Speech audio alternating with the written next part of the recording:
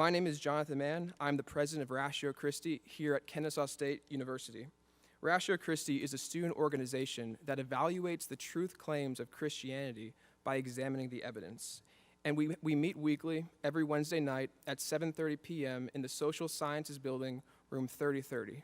We have guest lecturers, open discussions, and everyone is welcome to attend and engage in those discussions that we have. We are also honored to co-host this event with KSU History Club, and this is a student organization that provides students with the opportunity to attend history-related events such as visiting local museums, historical sites, and hosting group research projects. This group also connects students with professors from the history department and aids students in building their resumes for graduate school.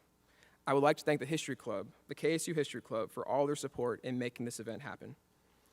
I thank Dr. Kerwin Swint, the Dean of the College of Humanities and Social Sciences here at Kennesaw State. I would also like to thank the Student Activities Budget Advisory Committee for all of the generous support in making this event happen. I would also like to thank Ratio Christi student officers for all of their efforts in making this event a reality. Vice President Eric Matson, Secretary and Reservation Delegate Zach Bohannon, Keaton Brumley, our treasurer, Gracie Ernest, our marketing officer, and our faculty advisor, Dr. Brian Starks. Thank you all. Now I would like to introduce our moderator for this evening's dialogue, Dr. Brian Swain. Dr. Swain is a historian of the ancient Mediterranean world, and here at KSU he teaches courses on the Greek, Roman, and medieval past, and on pre-modern history more broadly. Dr. Swain received his doctoral training in Greek and Roman history at The Ohio State University. I've had the pleasure of being a student in many of his classes, and I could personally attest that he is the best professor in the history department. So would you all please welcome Dr. Brian Swain.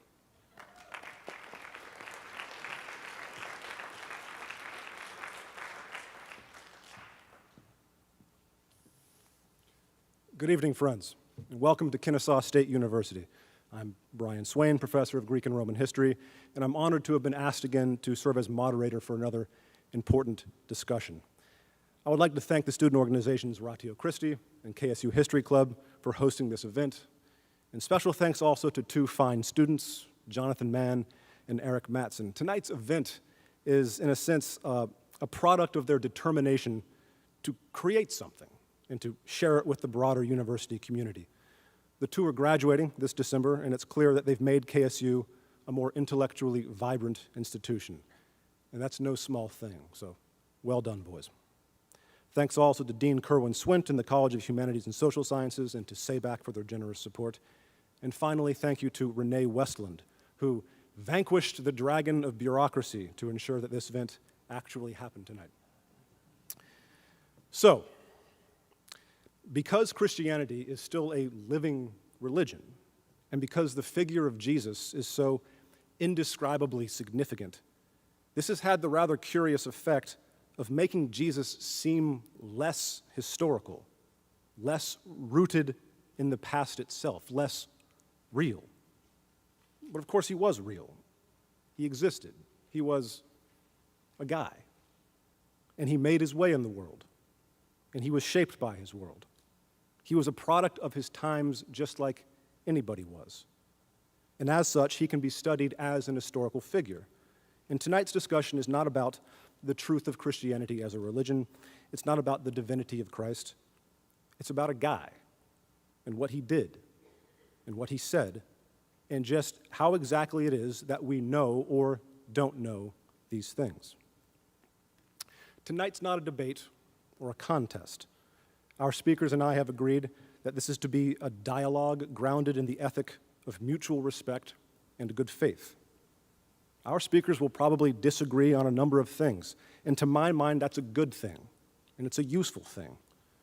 They're not going to be seeking to score points or to pander, but rather to advance our collective understanding of just who Jesus actually was. Because it turns out it's not so easy to reconstruct the past from very ancient and very difficult texts. Luckily, though, we have a couple of guys with us tonight who have dedicated their careers to studying these questions, and so it's my great pleasure to introduce them to you now. Dr. Michael Licona is Associate Professor of Theology at Houston Baptist University. He is a New Testament scholar, Christian apologist, and director of the ministry Risen Jesus. He is the author of several books, including The Resurrection of Jesus and Why Are There Differences in the Gospels? His scholarly work is noteworthy for taking historical rather than purely theological approaches to early Christianity. Dr. Licona, thank you for being here.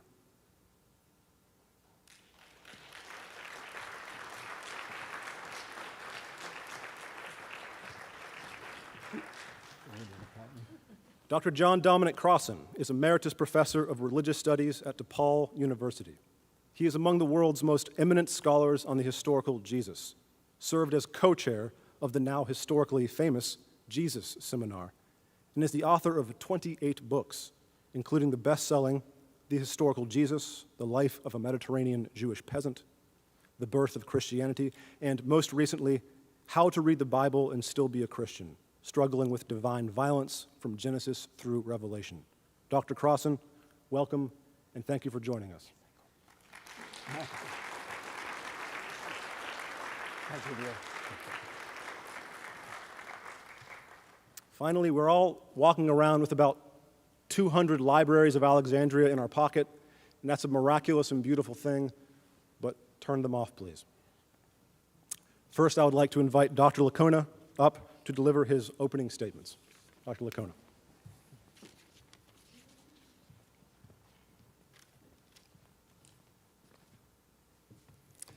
Well, good evening, everyone.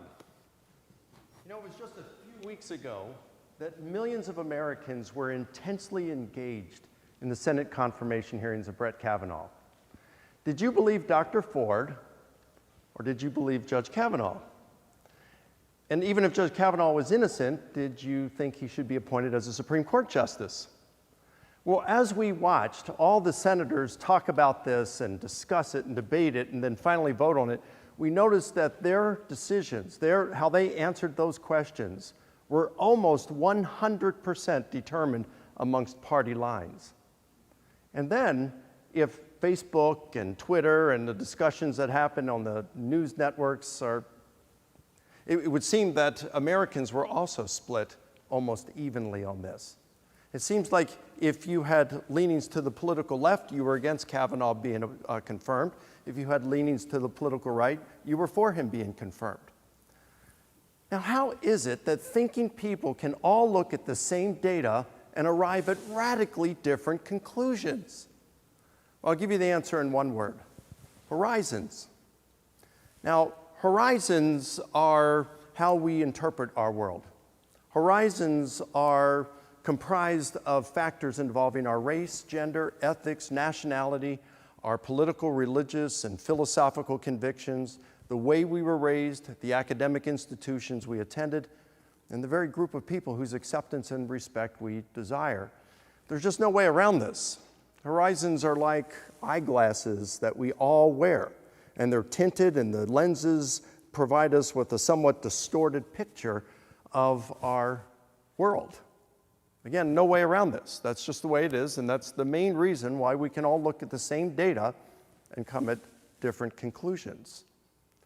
Well, that happens with historians as well. All historians are wearing glasses. Dr. Crossan wears these glasses, are his horizons. I wear them. Dr. Swain wears them, and every last one of you in here wear those glasses as well. The problem is that most of us don't realize that we have these glasses on, and even if we do, we make very little effort to see that we can minimize the negative impact these glasses have on our decisions. It's these horizons rather than the data that often inform our decisions more than anything else. And this is going to impact how we study Jesus and what kind of conclusions at which we arrive. And it's not just studies about who Jesus was, historians in that area. It's also historians who deal in non-religious matters. For example, Professor Swain here is an expert in the late Roman Empire. Now, I would guess, we haven't talked about this, but I would guess that there are a lot of issues that historians in your discipline discuss, and there's no consensus. There's no consensus in anything about Jesus either, a lot of things about Jesus. So, and it's not just historians, it's also in science. Scientists debate over a lot of issues, such as in the universe in which we exist. Do we live in the only universe, or is our universe just one of many? What about the laws of nature? Are all the laws of nature defeasible, or are there a few laws that are indefeasible? And what about those who embrace a naturalistic evolutionary theory of amoeba to man and everything's just natural? How did human consciousness come about through naturalistic evolutionary processes? Even those who would say we're all here by naturalistic evolutionary processes, the whole thing, they disagree on how human consciousness evolved. And some, like Colin McGinn, who's an atheist philosopher of the mind, who's taught at Oxford, he has said that the problem is insoluble. There is no answer. We can't come to an answer. It's too difficult. So even scientists, despite the use of scientific method, there's many issues that they're not going to have a consensus on. So with this in mind, I want to make 3 important considerations to remember when we're discussing Jesus in history. The first one is just coming out from what we just discussed, and that is, because of the horizons of historians, there will never be a consensus on who Jesus is or who he was. Because of the horizons of historians, there will never be a consensus on who Jesus was. The second consideration for us to look at is there are 3 kinds of Jesuses. The first kind of Jesus we can call the historical Jesus. Now that's the kind of Jesus that historians can pretty much verify through using their tools and apart from faith. It's only what we can prove with Jesus with a pretty good amount of certainty. The second Jesus is the Christ of faith. The Christ of faith, we might say, is the Christ we find in our Bibles, in our New Testament. It's the Christ who existed in the form, the role of God, who is the creator and sustainer of the universe, says Paul. It's the Jesus who came down and was born of a virgin, says Matthew and Luke.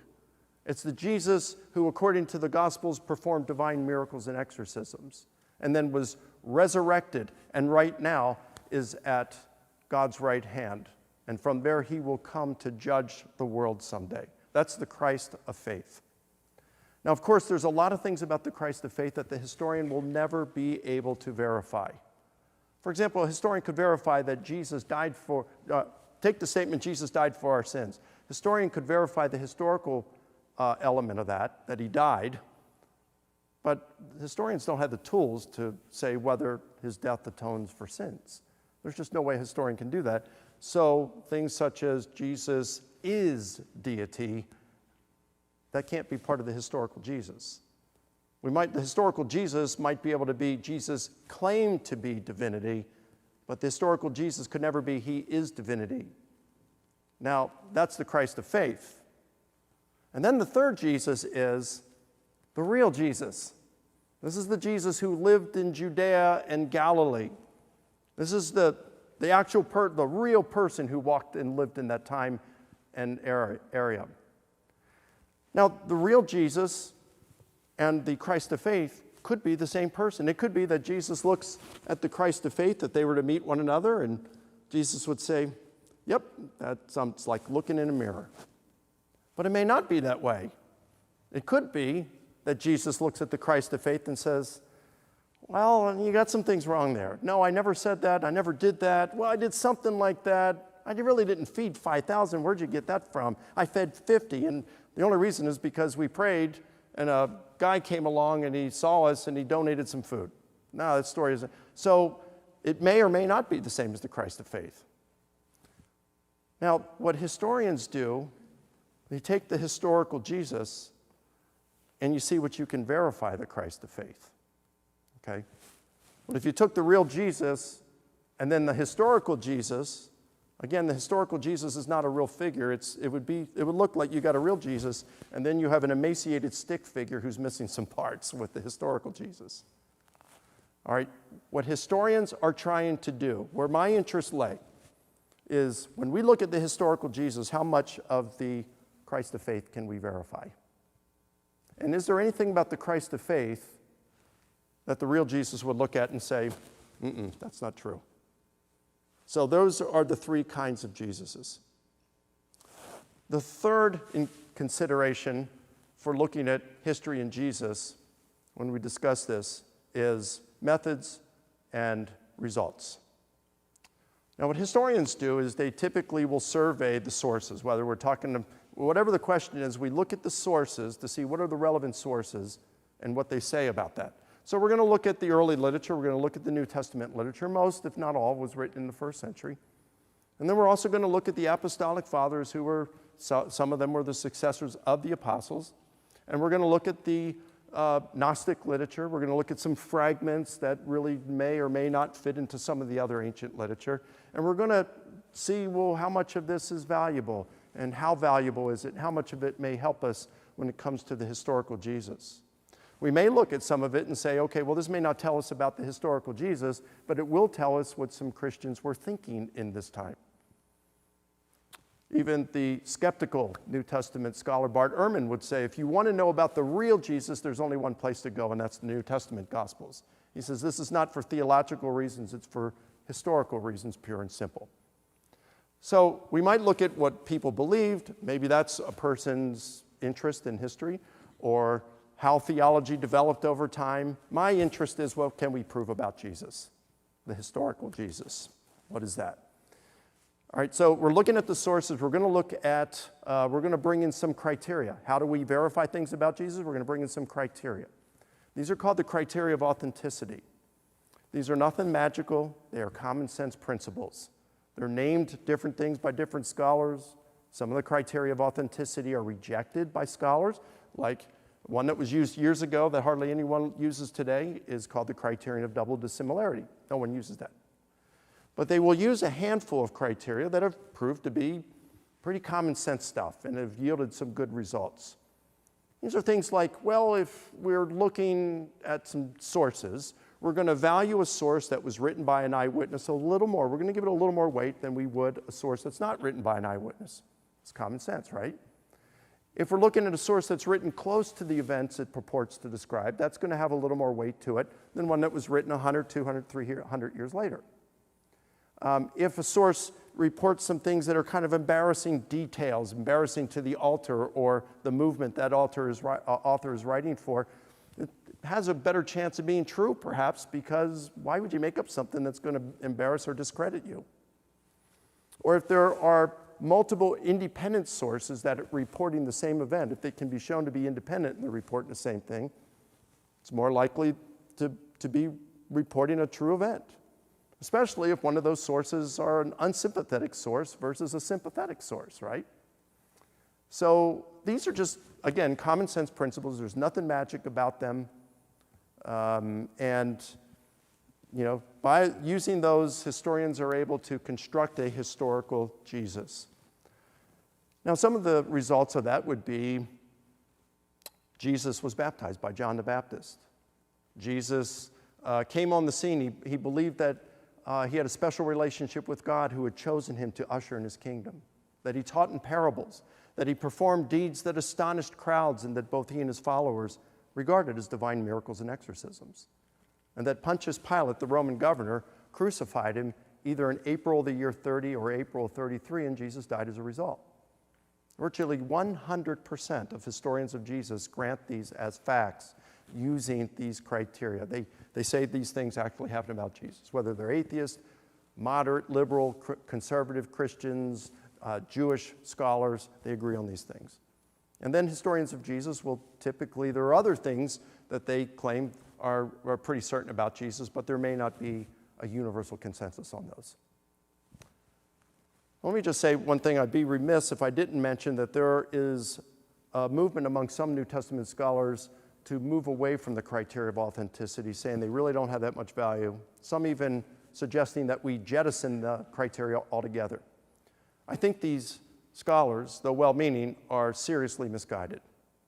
There are a number of reasons why they go with this, but one of the main reasons, is that the criteria have not led to the desired consensus. But I think that such an expectation was flawed and misguided from its very beginning. Again, historians, there's never going to be a consensus on Jesus because of the disparity of horizons. You don't have a consensus among historians, even amongst a lot of non-religious things like ancient, late Roman Empire. You don't have a lot of consensus on many things within science. So we shouldn't expect a consensus when it comes to Jesus. Other reasons as well, but I don't have a lot of time to discuss them. What I would say is to those who say we should abandon the criteria, that if we do that, do you believe that Jesus died by crucifixion? And if so, how do you get there without the criteria? So, in wrapping this up, I would say that we have to remember there's never going to be a consensus on Jesus. Remember that those are those three types of Jesus: the historical Jesus, the Christ of faith, and the real Jesus. And the third, we look at the methods and results. There are certain things that can be known about Jesus apart from faith and just using the tools of historians. Dr. Crossan and I, we've done historical work. I've done a lot of work, especially on the resurrection. He's done a lot of work. He's written a thick book called The Historical Jesus, other books on this. So we are interested in historical matters. We have radically different pictures of who Jesus really was. And so I'm looking forward to this evening's dialogue as we go through these, and you'll see the differences that we have and our different approaches to those, and where the differences come in, why those differences may exist. Thanks.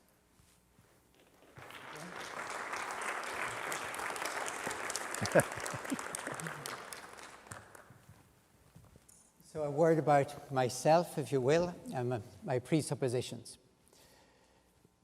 This name, John Dominic Crossan, always sounds so pretentious to me. Why do you need three names? Well, the reason is important for tonight as well. When I was 16 years of age, I entered a Roman Catholic 13th century monastery. And when you do that, like in the Bible, when you get a new vocation, they wipe out your past, give you only a future. So I went in as John Crossan. That's still what's on my passport, driving license, and what the TSA people know me by. I became Brother Dominic. 19 years later, having realized that celibacy is vastly overrated, I decided to leave the monastery and the priesthood, but I was taking it all, with that exception, with me. So I put Dominic in the middle. It has no legal standing whatsoever. My government knows me as John. My God knows me as Dominic. At the moment, they're not on speaking terms, so there's no confusion. Out of that monastery, I took years of studying Thomas Aquinas.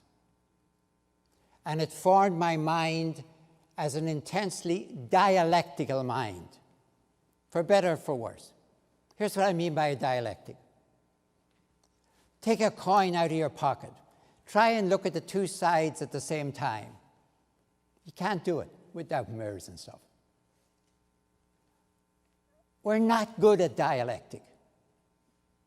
Dialectic is any two things that can be distinguished but not separated without getting a mess. Yeah, I suppose you can cut a coin in two and see what you get. So I learned from Thomas Aquinas to watch out for reason and revelation. Aquinas could spend, as it were, the morning reading Aristotle and the afternoon reading the Bible and have no problems with supper. So reason and revelation are, for me, a dialectic. Distinguishable, of course. Separable, no, without destroying both. Now, I really mean that. You can't say, well, yeah, let's, of course, reason, of course. But, so whenever those get separated, by the way, when they really get separated, very often people get killed. I found out throughout history. So I'm very, very, very careful about separating them. That is simply the same with faith and history. As Mike said, of course, people can disagree on facts. There are even people who argue, scholars, who argue Jesus never existed. I think the major consensus is that's wrong, but it's there. So we have to get facts with some agreement, but then we get interpretations. Every incident involves a fact with all the arguments about that, and an interpretation with all the arguments about that. They are a dialectic. And we ain't good at deciding where is the fact and where is the interpretation. My interpretation is a fact. Your interpretation is a myth. Okay, so watch for dialectic. If anyone cares to understand me, that is, as far as I can understand myself, a profound realization. Reason and revelation. I got it from years studying Thomas Aquinas. I took it from the monastery with my name, as it were. Faith, they will not disagree, faith and history, unless we get either or both of them wrong because they both come from God. Thomas was absolutely certain of that. He was never scared with arguments from reason. Let me look at another distinction. The distinction between the metaphorical and the literal. Don't confuse them between the metaphorical and the real. That's a fatal mistake made after it's the dark side of the Enlightenment. It's the endarkenment that is the other side of the Enlightenment, the loss of metaphor. Metaphor creates reality if you start living by it. Bad metaphor, bad result. Good metaphor, good results. Now, for example, before Jesus ever existed, and had he never existed, there was a human being in the Mediterranean world of the first century and the preceding one, whose titles were Lord, Son of God, God incarnate, Savior of the world, even Redeemer from sin, and of course I'm talking about Caesar the Augustus. And when you hear Caesar the Augustus, think of Jesus the Christ. Augustus is not his family name. It's his title, the one to be worshipped, from Sebomai. Now, is that metaphorical or literal? Did Augustus get up in the morning and say, God wants breakfast? On the other hand, it would be very unwise to say, you do understand, Your Imperial Highness, you're just a metaphor. I wouldn't do that. Because it's real, in that mysterious way that you would never say, it's just a metaphor. Because it's creating the reality of the Roman world.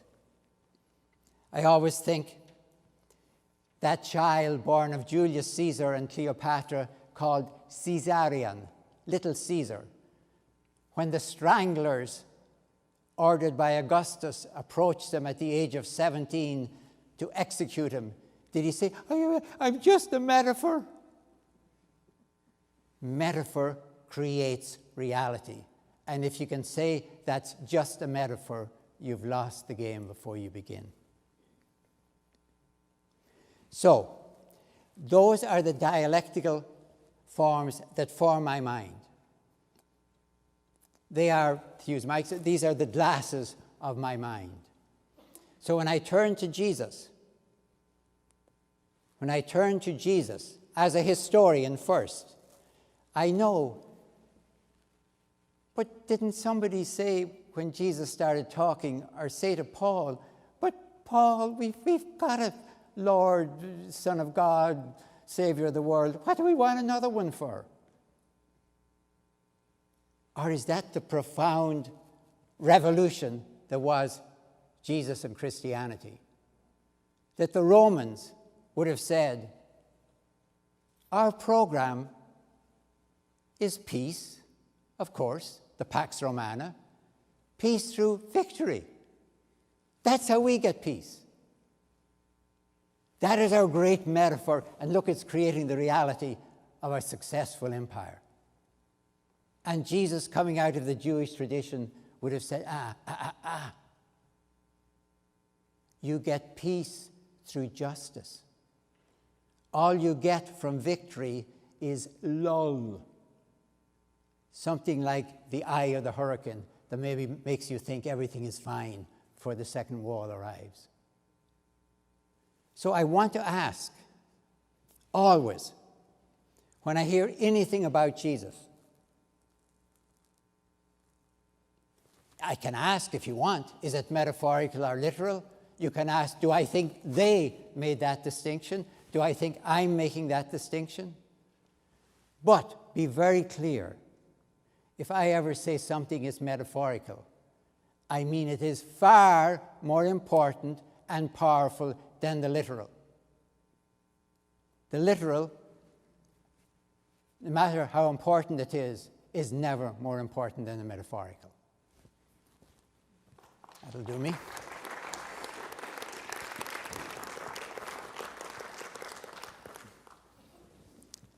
So we've all agreed that the next 40 to 50 minutes or so are going to cover about 4 questions. That's going to be not simply not enough. We're all going to leave here wanting more, but that's going to be inevitable in some way because the fact that you're here on a Wednesday night instead of binging your Netflix means that you're seekers of knowledge, and so inevitably you're going to be unsatisfied. But we're going to cover some ground to some extent. But before we get to those 4 questions, I want to pose a preliminary inquiry to our speakers. And I'll start with you, Dr. Licona. Could you, just to establish some kind of common ground, and again on our ethic of good faith and mutual respect, could you establish a few points that you agree with, Dr. Crossan? Maybe a few points that you think are worth further consideration? Yeah, I think primarily I would say the idea of metaphor being powerful, it being important, I completely agree there. I also agree that metaphor can, in some sense, be more important than literal, depending on what we're talking about.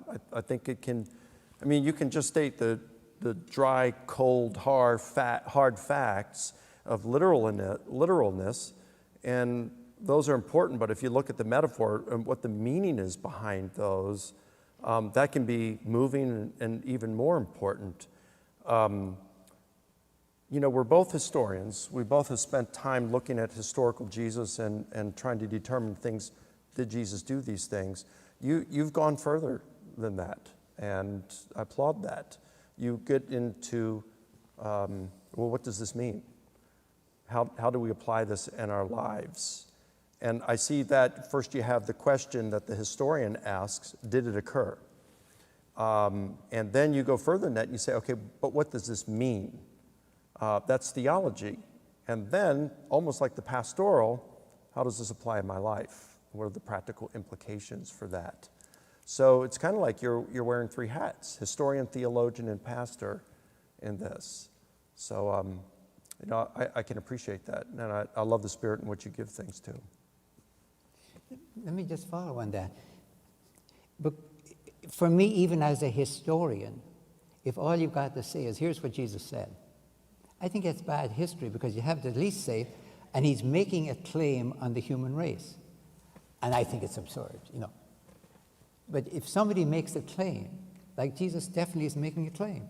He's not just a nice guy, pats little babies, tells little stories.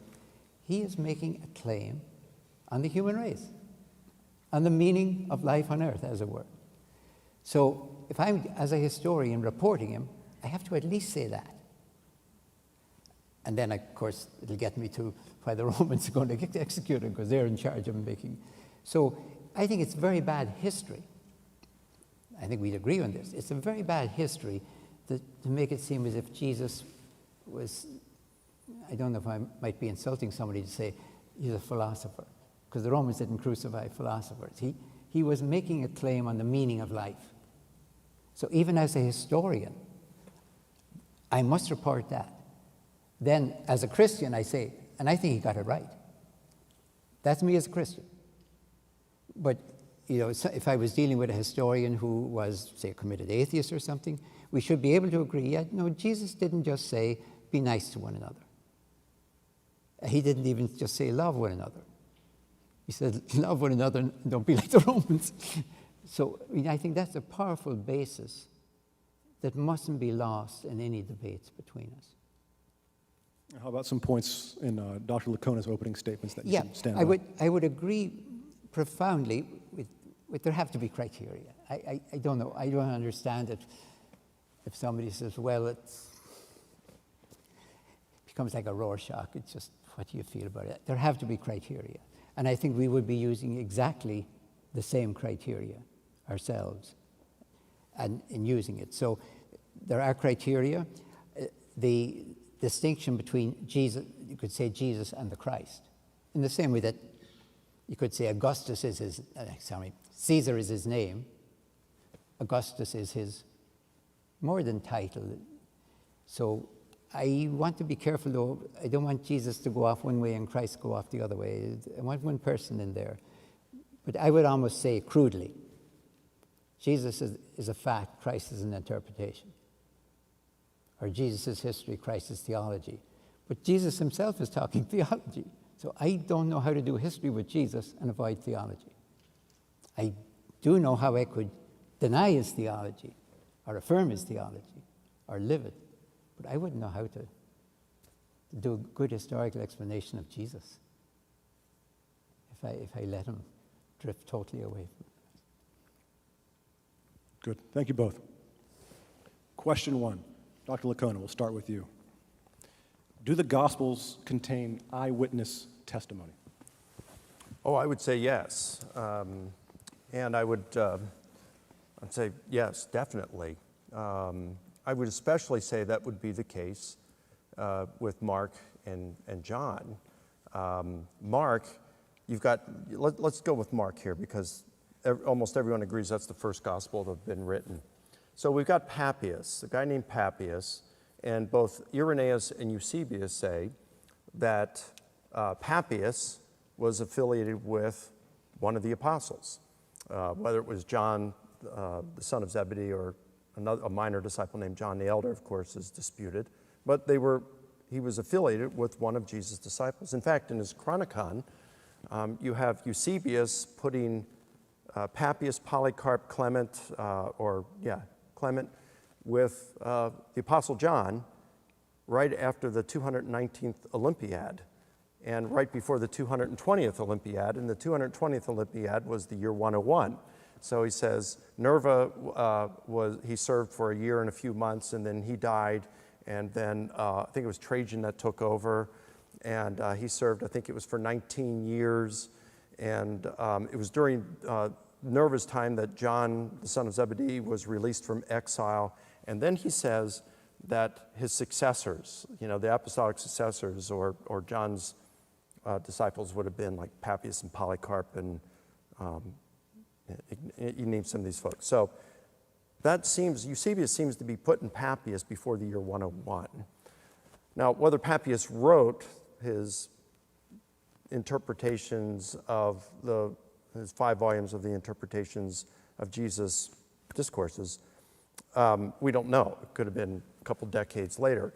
But he would have gotten his information from this disciple of Jesus during the first century. And Papias says that Papias said that this disciple of Jesus told him that Mark got his information from Peter. And he wrote down what he remembered Peter saying.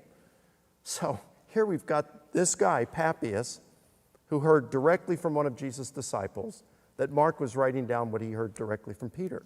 That's pretty remarkable.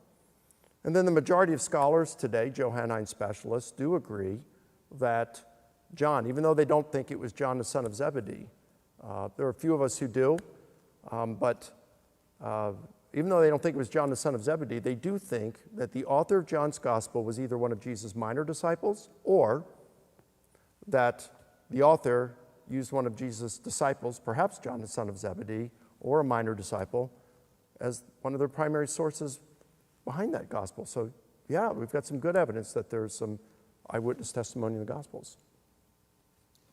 All right, let's start with a no, and then qualify it. First of all, we say the 4 Gospels, and I say it too. There's only one Gospel, the Gospel according to. That's profound for me. It's not the Gospel of Mark, Matthew, Luke, John. It's the Gospel according to. There's only one Gospel, which is Jesus. 4 versions. I think Paul would say mine too, so 5 versions. Okay.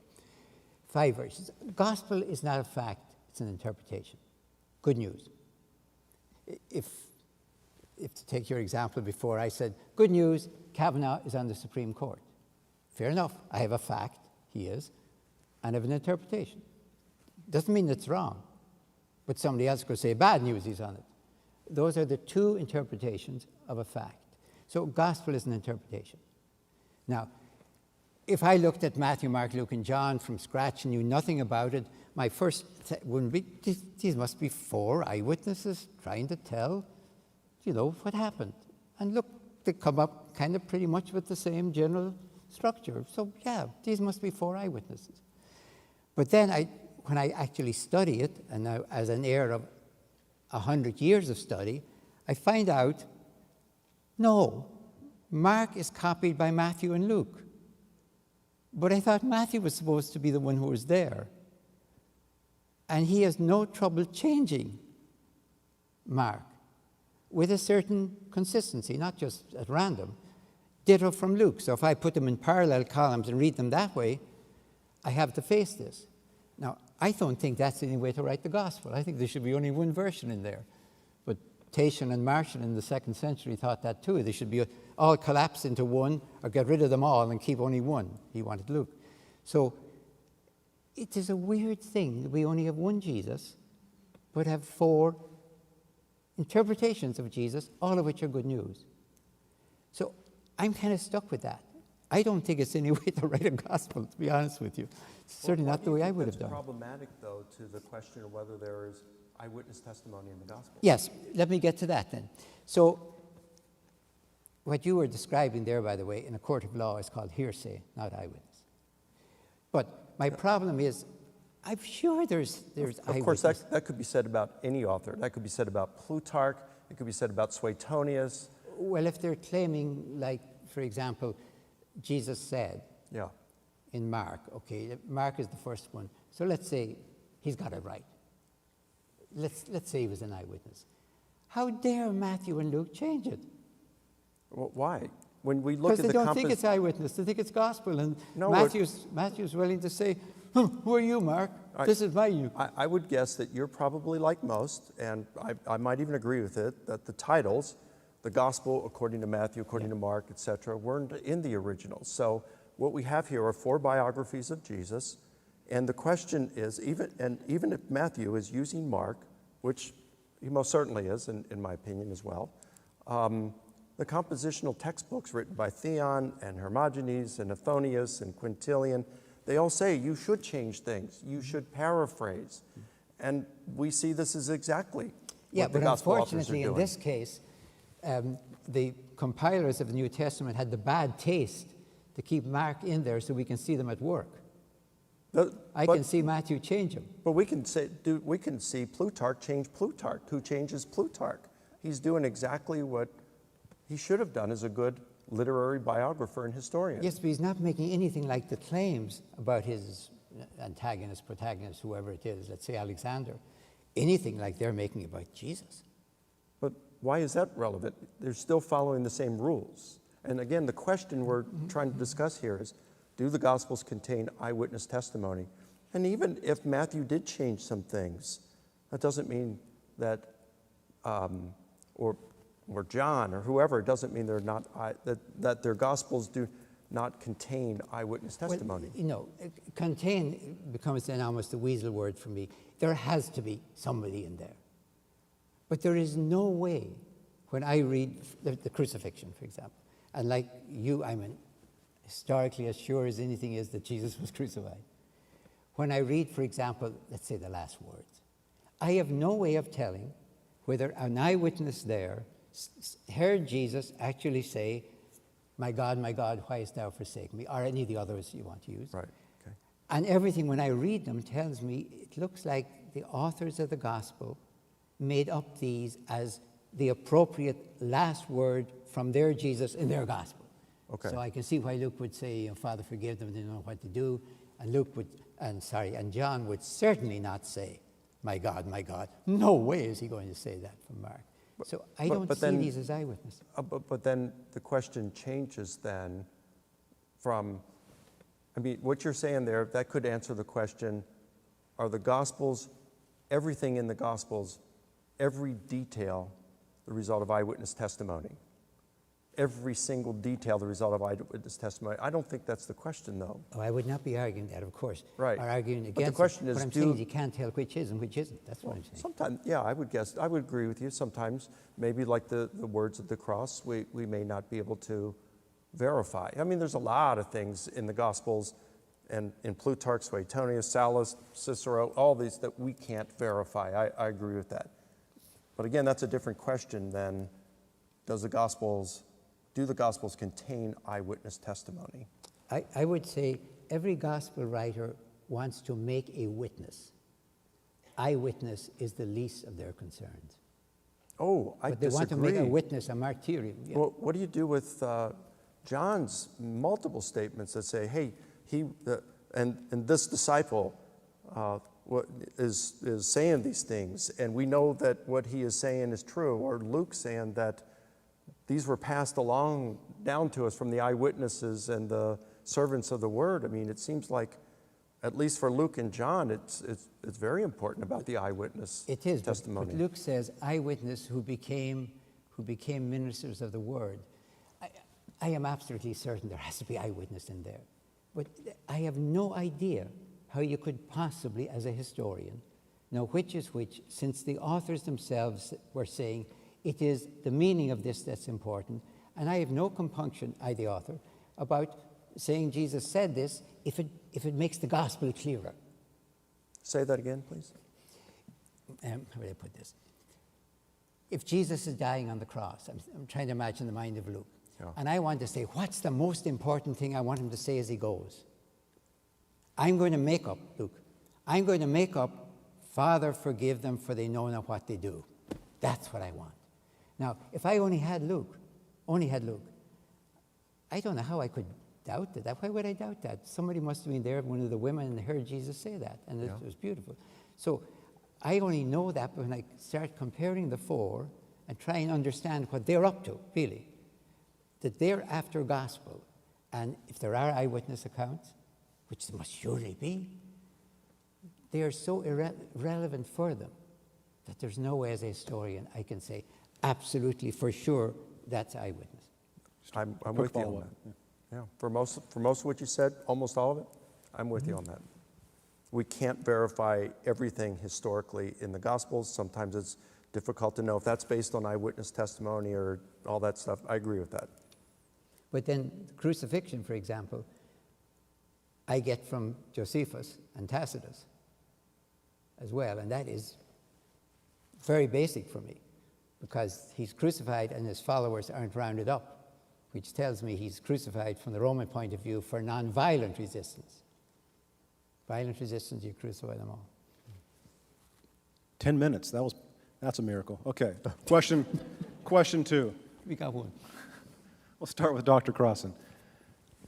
Who did Jesus think he was? Okay. Honestly, I kind of tend to cringe when I hear the question. I do. Because it was the great question of the 19th century, his self-consciousness. And I don't have a clue I don't know my own self-consciousness. And even if I told you, I don't see why you should believe that any more than what I write. I kind of know what I'm doing. I kind of try and see where I got it. I know what my interest in. My self-consciousness, that's for other people to tell me.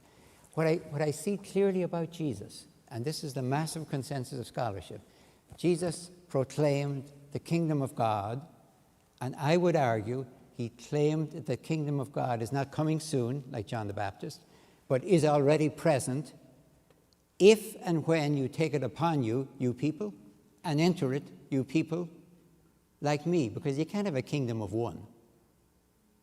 So I'm convinced that that is really what Jesus was about. And if you said, are you the Messiah, Jesus?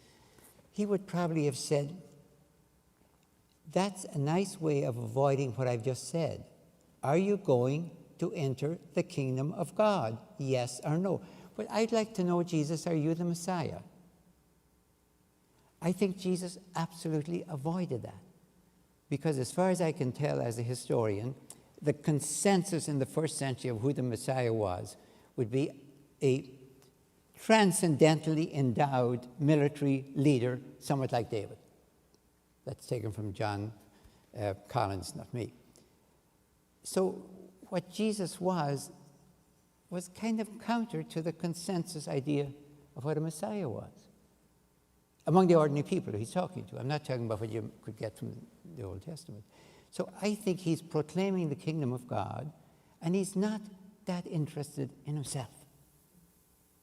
He's much more interested in the message, the vision, and in your participation in it. So I don't think he tells us. I have no problem, by the way, with somebody listening to Jesus and saying, I think he's the Messiah. And I have no problem with somebody looking at a coin and saying, I think he's the Son of God. That's my type of Son of God, not this jerk here in this coin. So any title you want to give to Jesus, I cannot prove he ever used them, but I have no problem as a historian in that matrix from giving him the highest titles possible, way beyond prophet or Messiah, even the Son of God. It's on all the coins. I would look at, of course, I'm going to part with Dominic here. I think, and it is kind of difficult because we're looking at what did Jesus say publicly versus with his apostles in private. And what did he say explicitly versus implicitly, and then what he did and how people interpreted him. So when I look at the, I think Dominic's correct about the coins. All right, so Caesar was called the Son of God. He was called the Savior of the world. In fact, there were kings back then. They were called King of Kings and Lord of Lords before Jesus. So these aren't titles that were just unique to Jesus, okay?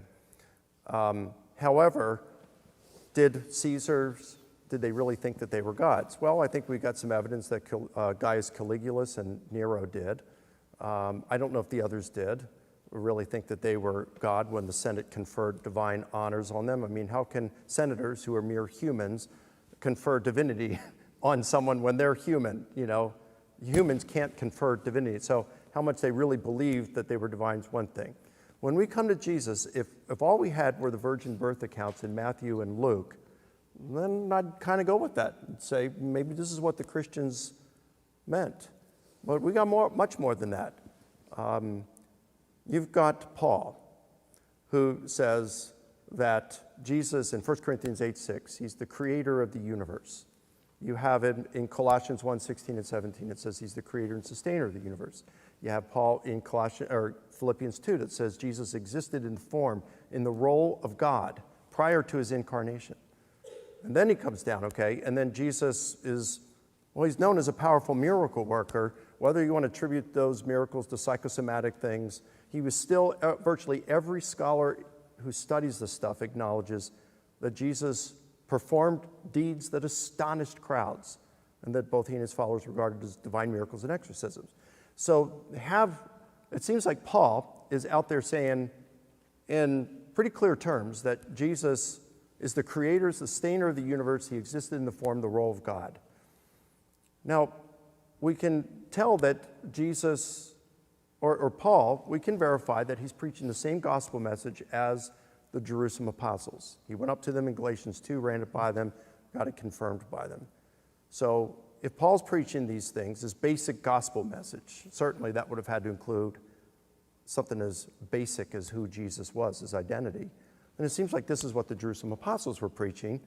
So we've got to ask him, where did these pious monotheistic Jews get the idea that Jesus is God?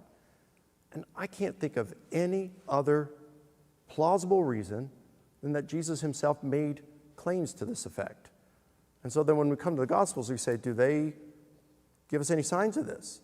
And you come to Mark, the first Gospel. It's biography. It's there to illuminate who Jesus is through his deeds. What are his deeds? Well, it opens up, as Isaiah the prophet said, the voice of one crying in the wilderness, prepare the way of the Lord, make straight his paths. It's not Jesus preparing the way of God, it's John the Baptist preparing the way for Jesus. Mark chapter 2, he heals a paralytic and forgives him his sins. The Jewish leaders say it's blasphemy. Only God can forgive sins. Chapter 3, they say it's his exorcisms is Satan casting out Satan. And Jesus says, no, it's me binding the strong man Satan and plundering his kingdom from souls. Chapter 4, he calms the wind.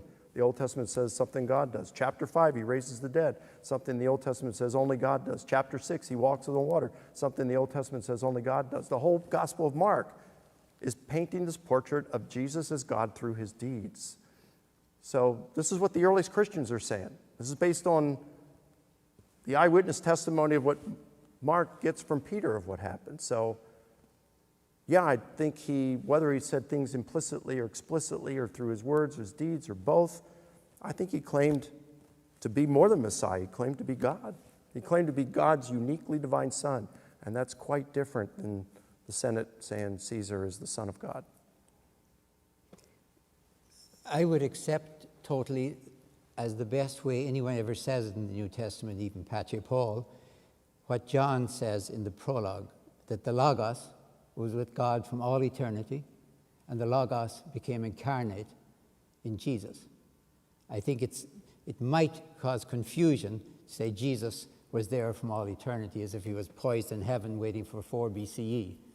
I think basically, good translation of the Logos would be the dream of God. I think that was there from all eternity. It becomes incarnate in Jesus. But I take more seriously than you would that Caesar is God, because I think it is the metaphor that creates the Roman Empire. And when they said Jesus is God, it's a shorthand. If you know what that means, I have no problem saying it, by the way. But if you take it literally, then you mean God died at 3 p.m. on a Saturday or something, and the world ran on fine for a while? No. If you walked into my office and looked at a picture and said, is that Sarah?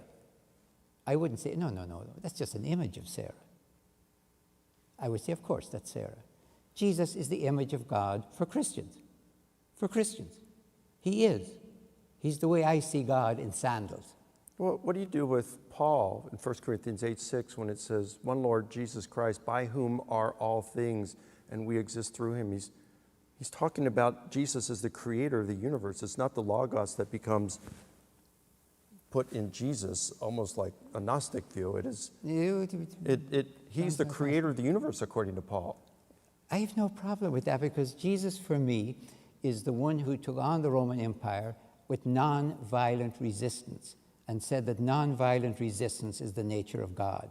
Yes, non-violent resistance is God's way of being. So I have no problem with that, but if you know what you're doing. That's still different than saying he's the creator of the universe. It's not, because I think the only thing that creates the universe and keeps it going is nonviolence. Violence is going to destroy it. Well, that's just means to keep from destroying the earth. But when you say that he's the creator of the universe and all things came into being through him, that is saying that Jesus existed prior to being incarnated. No, not really. And how can you say that? Because, okay. How could it be more clear? All right, let me put it. Before Jesus existed, for example, Romans had two ideas of divinity and humanity. The gods could come down from wherever they were and put on human lineaments and act like a human being. Now, they certainly weren't human. They were like you and I in Halloween, Gareth. On the other hand, they knew a human being who could descend among the gods because he had done something extraordinary for the human race. Mm-hmm. Let's call that the descending model and the ascending model. There were Christians who ended up being condemned as unorthodox by saying, in effect, Jesus had kind of come down from heaven. He'd been poised there for all eternity, I suppose, and on stage, just like the curtains were drawn back, here he comes. That's the descending model, taken right over from good old Greco-Roman paganism. But the Caesars, there wasn't a descending model there. No. They were made gods. They were ascending. Well, let's be a little bit more careful. Caesar was the son of his wife and his mother and Apollo. Yeah, and they were taken up among the gods. Right. Now, not just the Senate. It wasn't just the Senate. They came along later. He was already son of God with Julius Caesar, as you know, adopted son, and he was also born of Apollo. So his credentials were about as divine as you can get. The Senate did. Okay, but he still wouldn't have been pre-existent. He would have come through divine paternity through Atia, just as Jesus, in that sense, would have come from divine paternity through Mary. But it goes beyond the virgin birth with Jesus because he's actually the creator of the universe. And that is radically different than Caesar. Of course it is. That's why I'm a Christian, not a Roman. Honestly, I mean, seriously. I mean, you look at the same statements, and when Son of God is said of Caesar and Son of God is said of, no, they're not saying the same thing. But if you go back into the first century and say, okay, now, I'm a good, open-minded Roman, Paul, and you say Jesus is the Son of God, okay? I have nothing against that. Human beings can become sons of God. I know that. Tell me what your God, your Son of God, or your Lord, or anything, has ever done anything for me. I see what Caesar has done because he's making the Roman Empire looking pretty good, you know. He's up there in heaven among the gods, taking care of all family business. Now tell me what your God. I have no problem with humans becoming incarnate. He's up in heaven, fair enough. I haven't had an enlightenment, so I'm all for that. Tell me what your God is doing for me. That's a first century, a second century question, and Paul would have loved to have an open-minded Roman ask that question, because he knows exactly how to answer it. He would ask him, is Caesar really helping you? Every time you look over at the Palatine Hill, what does it do for you? And he would argue and he'd use all of that language, and yes, you're quite right. He would say, the Jesus vision, as it were, the meaning of Jesus is there from all eternity. So would I. Well, I would, but I noticed we've run out of time, so I want to respect that. Sorry, but I go over, I'm sorry. Good. So, question 3. Dr. Licona, can historians investigate miracles? Absolutely. That doesn't mean they can confirm them. I think they can confirm the event, they just can't confirm the cause of the event. So let's just say that astronomers have been looking at a comet and tracking it for 10 years, and they've determined that it's on a direct collision course with our moon, and they say it's going to happen on a certain day at a certain time. And at that day, the Hubble Space Telescope is positioned in order to see what's going on. It zeroes in on the lunar surface, and we're all watching on our televisions, and at the right moment, bam, it slams into the moon's surface, and all this dust comes up, and as the lunar dust settles, there's a message written on the moon's surface, and it's in Greek and in Hebrew, and it says, Jesus is Lord. Now, a scientist can look at that and say, yep, the event happened. Yep. As far as we know, there is no natural cause for this. We have no idea how this message got written on the lunar surface. Does it have theistic implications? Absolutely. Could a scientist confirm that God made that happen? No. But a scientist could confirm that the event happened. Mm-hmm. In the same way, a historian could look at the evidence and say, come to the conclusion and say, yep, Jesus rose bodily, physically from the dead. But that would take a miracle. That would take probably God to do that, or a supernatural cause of some sort. As a historian, I can't verify that God did it or a supernatural cause did it, but I could verify the event and leave the cause undetermined. Yeah, I agree. Let me push it a little bit. Everything so far, I agree with you. Let me talk about healings for a moment. My experience with healings is that I've been a chaplain with pilgrimages going to Fatima and Lourdes. I only did it once, and it was in 1960, so I was very young at the time, but I was a priest, I was a chaplain. I watched the healings attributed to a Roman Catholic Marian healing shrine. All right? I saw it. Now, I didn't see anyone on the pilgrimage get out of up from their stretcher. And what horrified me, they've been told in bad theology, if you go to Lourdes and you really believe you will be cured, was the word, you will be. So I was waiting for, these people are going to be so desolate. They've not only been told that they're sick and they're staying sick, but your faith isn't, it's your fault. Mm. So I watched, why aren't these people absolutely crushed? They weren't.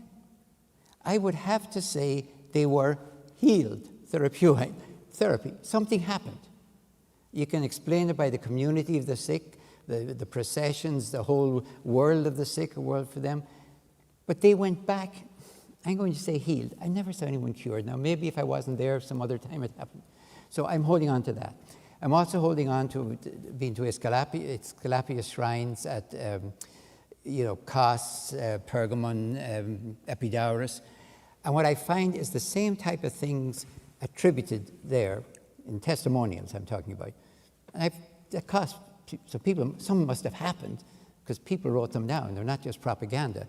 The same things, though: blind, deaf, mute, troubles with pregnancy, lame. The same things that are characteristic of Lourdes, same thing characteristic of Aesculapius, same things characteristic of Jesus.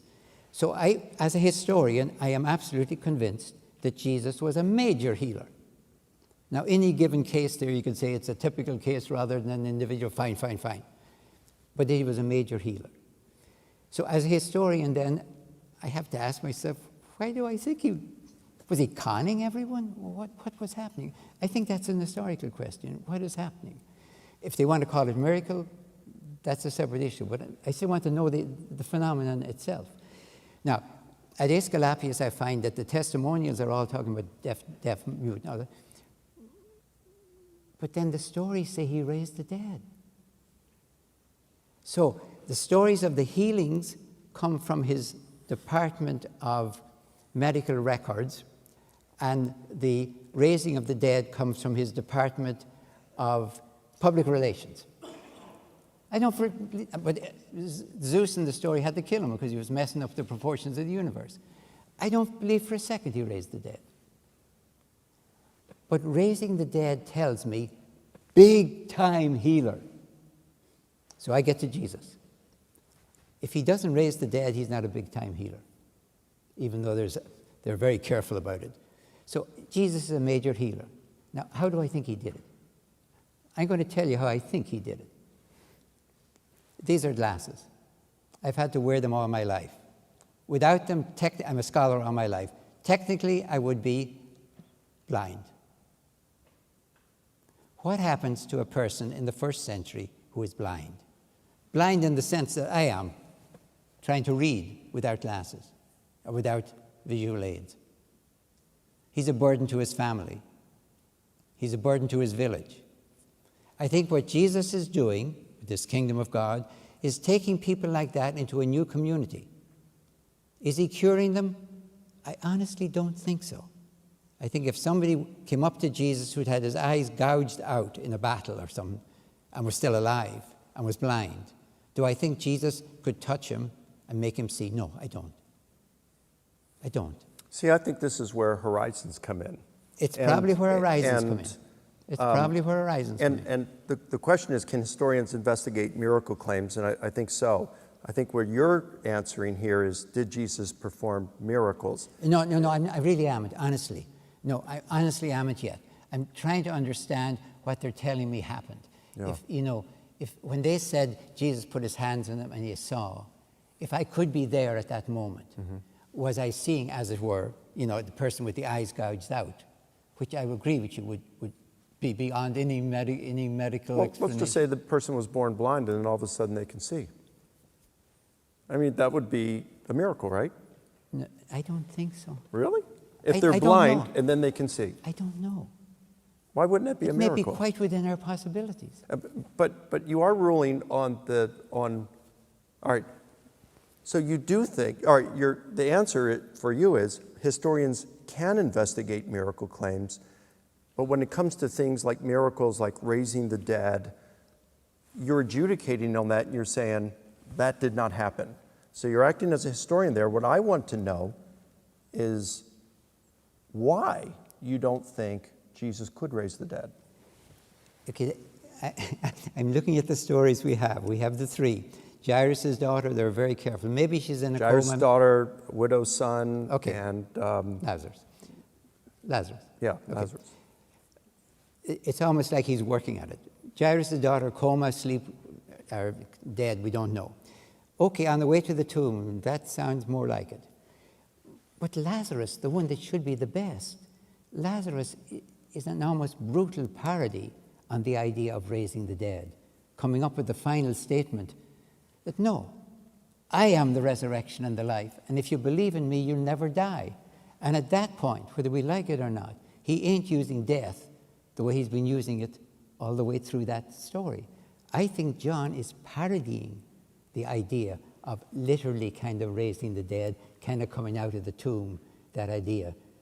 Because I am the resurrection and life. Believe in me, you will not die. Yeah, but then he says to Mary, he says, you believe this? Do you believe this? Or is it Martha? He says to one of them, do you believe this? And she says, yes, I know that we will see, we will be raised in the general resurrection. And then it's as though because he is the resurrection, he has that power. And it is in John, right? Yeah. And he talks about how he has that power in him. I think it's John chapter 5 or 9 or 13, one of those, where he says he can raise the dead. He has that power to do so.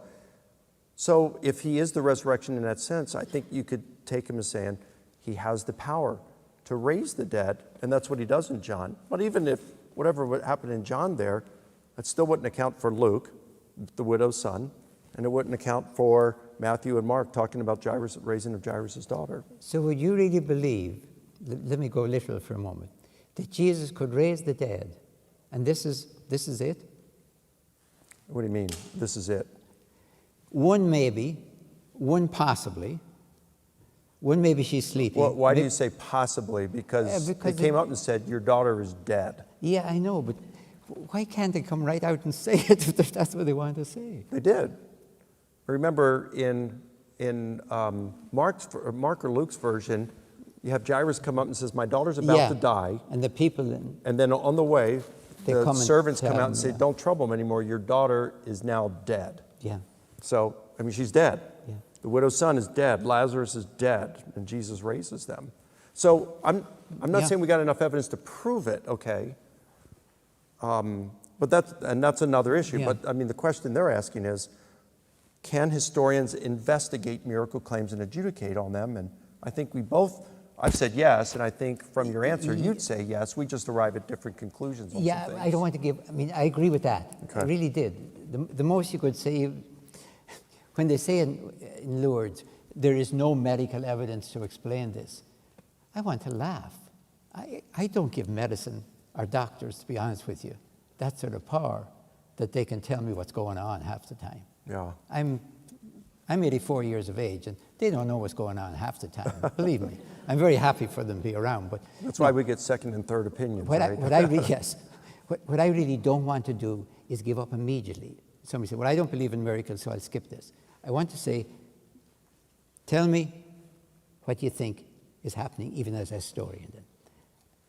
Or another way of saying it, don't tell me you don't believe in the devil. I want to know why there's so many epileptics, if you want to say that, at the time of Jesus.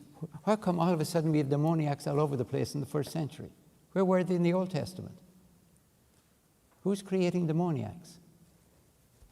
The Romans, I think. No, I'm ready to go on. Sorry, I know we're ignoring you, aren't we? Is there a timekeeper? Dr. Crossan, did Jesus rise from the dead? Absolutely. But I consider it metaphorical and not literal. And if you act accordingly, by taking it metaphorically, it becomes reality. Now, let me unpack that just a little bit. I will be careful on time. Every major incident in the life of Jesus, let's put it this way, is recorded in the New Testament. I mean, you know, if you were painting the New Testament, you'd know what the flight into Egypt was like. You know, the transfiguration is described. The ascension is described twice. You know, the only one that is never described is the resurrection itself, the most important of them all. There are lots of stories about women and men at the tomb. Women and men. There's lots of stories of women and men having visions afterwards. Almost too many of them. Why don't they describe the actual resurrection? They show you the effects, they show you the consequences, they show you the results. They never describe the most important moment himself. If somebody said to Paul, okay, Paul, we got it. We know what a crucifixion looks like. You don't have to describe that. Tell us what the resurrection was like. If we were there, what would we have seen? Now, secondly, what we have in our Western tradition that you all know in the art is Jesus coming out of the tomb. It's quite easy to imagine it. You can ask without being stupid or unreasonable, could you have a camera there and filmed it? People have asked that. The whole Eastern tradition, which is closer to the New Testament tradition, has Jesus taking Adam and Eve, that is the human race, out with him. So now you're asking me, do I take literally that Jesus came out of the tomb as in the Western tradition? I at least can imagine that. I really could imagine that, take that literally. I don't. But if you take it literally and I take it metaphorically, what I really want to discuss with you is what it means for you, because that, I think, is a first century question. I don't think if Paul takes it as literally as he wants and describes it to his Corinthians, whatever, here's what actually happened. And they say, if we had a camera there, an iPhone, could we have taken a picture? And he says, yes, you could. Then he would still have to say, well, sure, we've heard that story about Romulus, and the Romans are even telling it about more or less Julius Caesar. Yeah, he doesn't come out of the tomb, but the spirit goes up to God. So what are you telling us that's particularly new? Why should we care about it? On the other hand, in the Eastern tradition, the resurrection is about the whole human race. Now, there is no way I can take that literally. Jesus taking the hand, the limp wrist actually, of Adam and Eve and taking them out of the sepulchre as the beginning of the general resurrection? How do I take that literally? I can take the Western one literally. I don't, but I could at least. I can't take the Eastern one. So yeah, I think what we have to decide is what is the resurrection? How is it distinct from an ascension? Why did, in Jewish matrix, they come up with resurrection rather than ascension?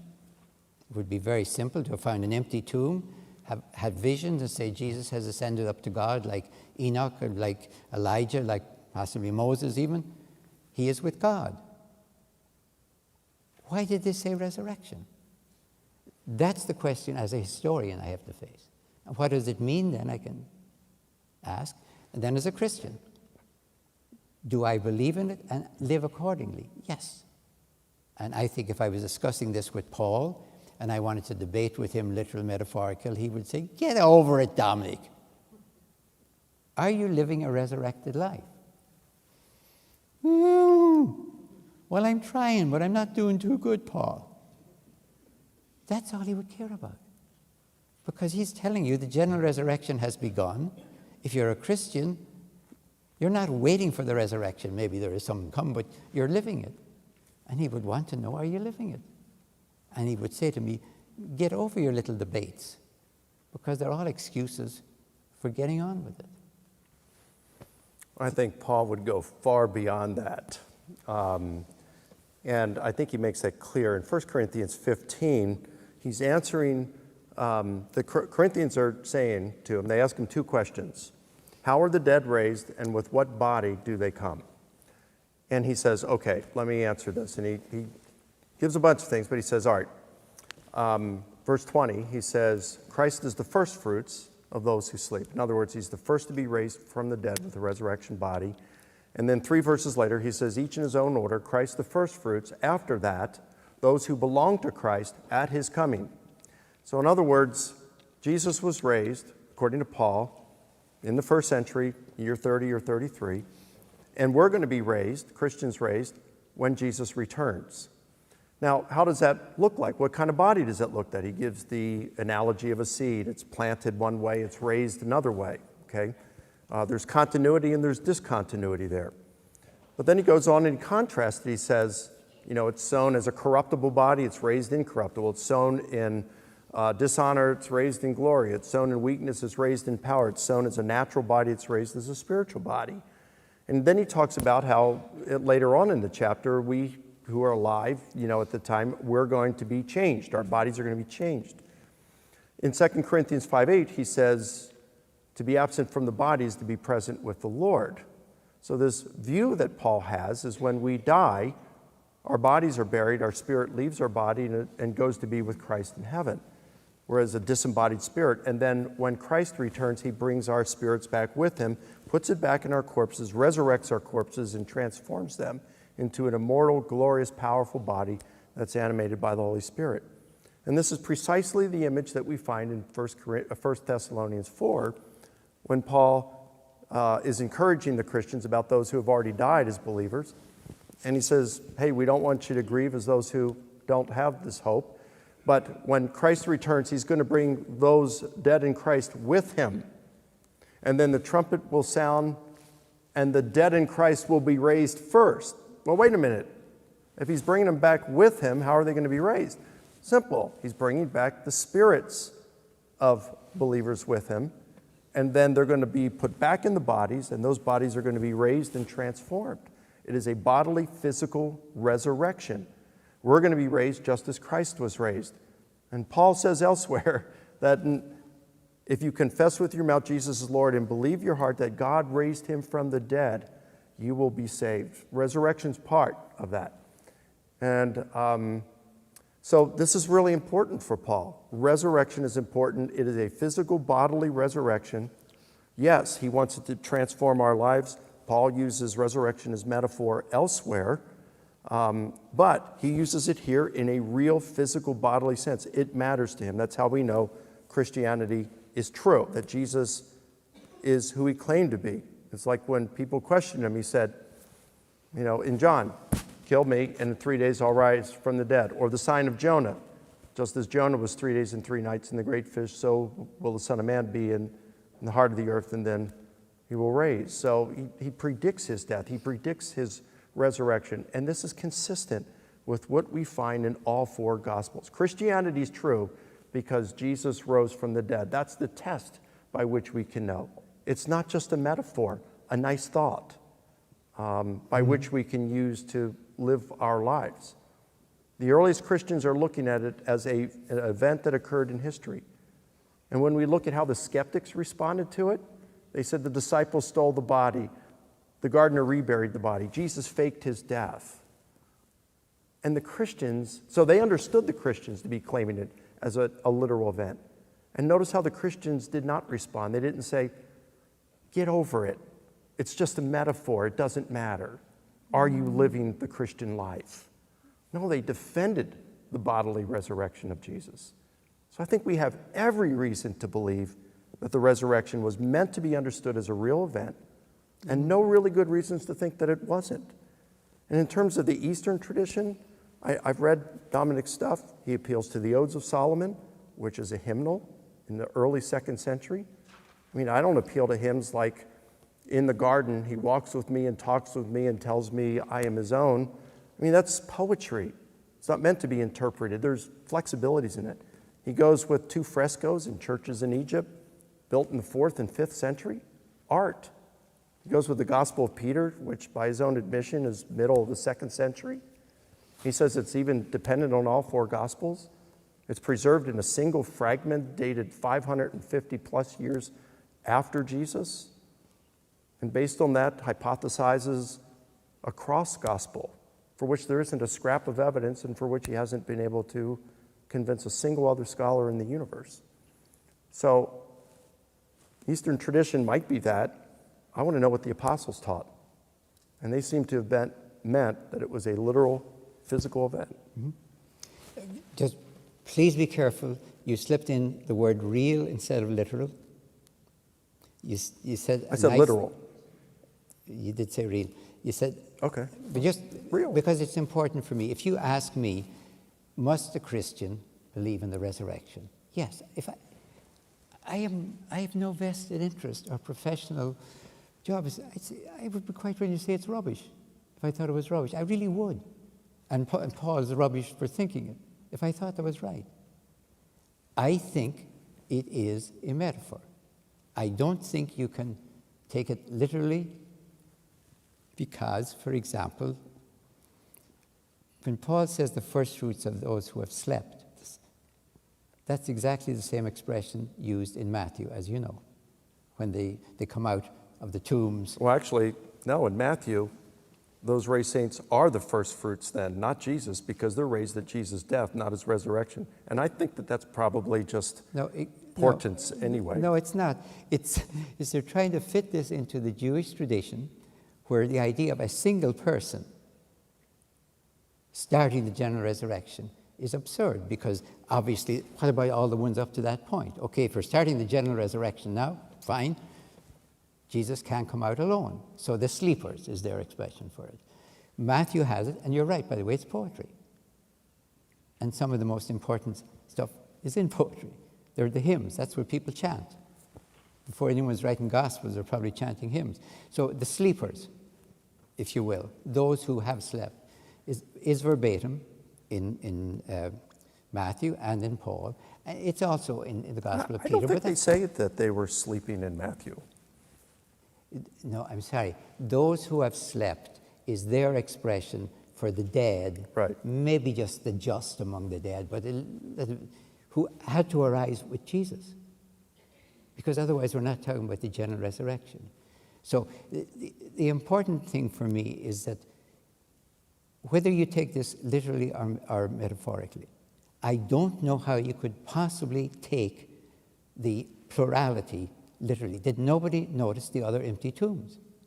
Yeah, I don't take that literally in Matthew 27 with those raised saints. You take that metaphorically. I take, well, here's how I take it as special effects, as portents, pretty much like Livy reports when Julius Caesar is assassinated. Pale ghosts are seen at sunset, that black intestines are seen outside of cattle. There's a darkness, there's a comet, that, things like that. Okay. That's how I understand that. I don't really see that as the heroine of hell. That's fair enough, that parallel with the darkening of the sun and the moon and all the rest of it. That's exactly the same thing, the portents at the death of Jesus. But Matthew has a problem. They come out at the death of Jesus. Then he has them kind of hover around because they can't appear before Jesus. You're right. So this is a typical piece of Jewish tradition that Matthew has got wherever, and he's stuck with because he's trying to insert it into a Markan story, and it doesn't fit into a story. Because what are you going to do with these? Mark already has the darkness in the temple. Oh yeah, no, he's all that. I know that. Okay, but he doesn't. So Matthew is just commingling those things. Yeah, and we find that in ancient Greco-Roman literature, where we can confirm a comet that's reported actually was there, but we can also disconfirm that there was an eclipse of the sun at that point. So we can see that we're in agreement here. We're in agreement on this. Okay. It's that these people raise at the death of Jesus, and they appear with Jesus. No, they didn't say they appeared with Jesus. It said, after his resurrection, they went into the holy city and appeared to others. Too many, or something like that, okay. Yeah, so I think they're trying to describe a multitude rising with Jesus. See, I'm just not with that. I don't agree with you there. But bracket that on whether that's what Matthew's doing. Okay. We still have Mark, who's getting his information from Peter. We've got Paul. Okay. You got Mark. All right, so we still, all right, at minimum, you'll admit, you got Mark, you got John, you got Paul. We got three independent sources, multiple independent sources that are reporting a physical, literal resurrection of Jesus. But of course, for you, Mark gets it from Peter. Yep, even if Mark didn't get it from Peter, okay, I think he did. But even if he didn't, Mark is independent of John.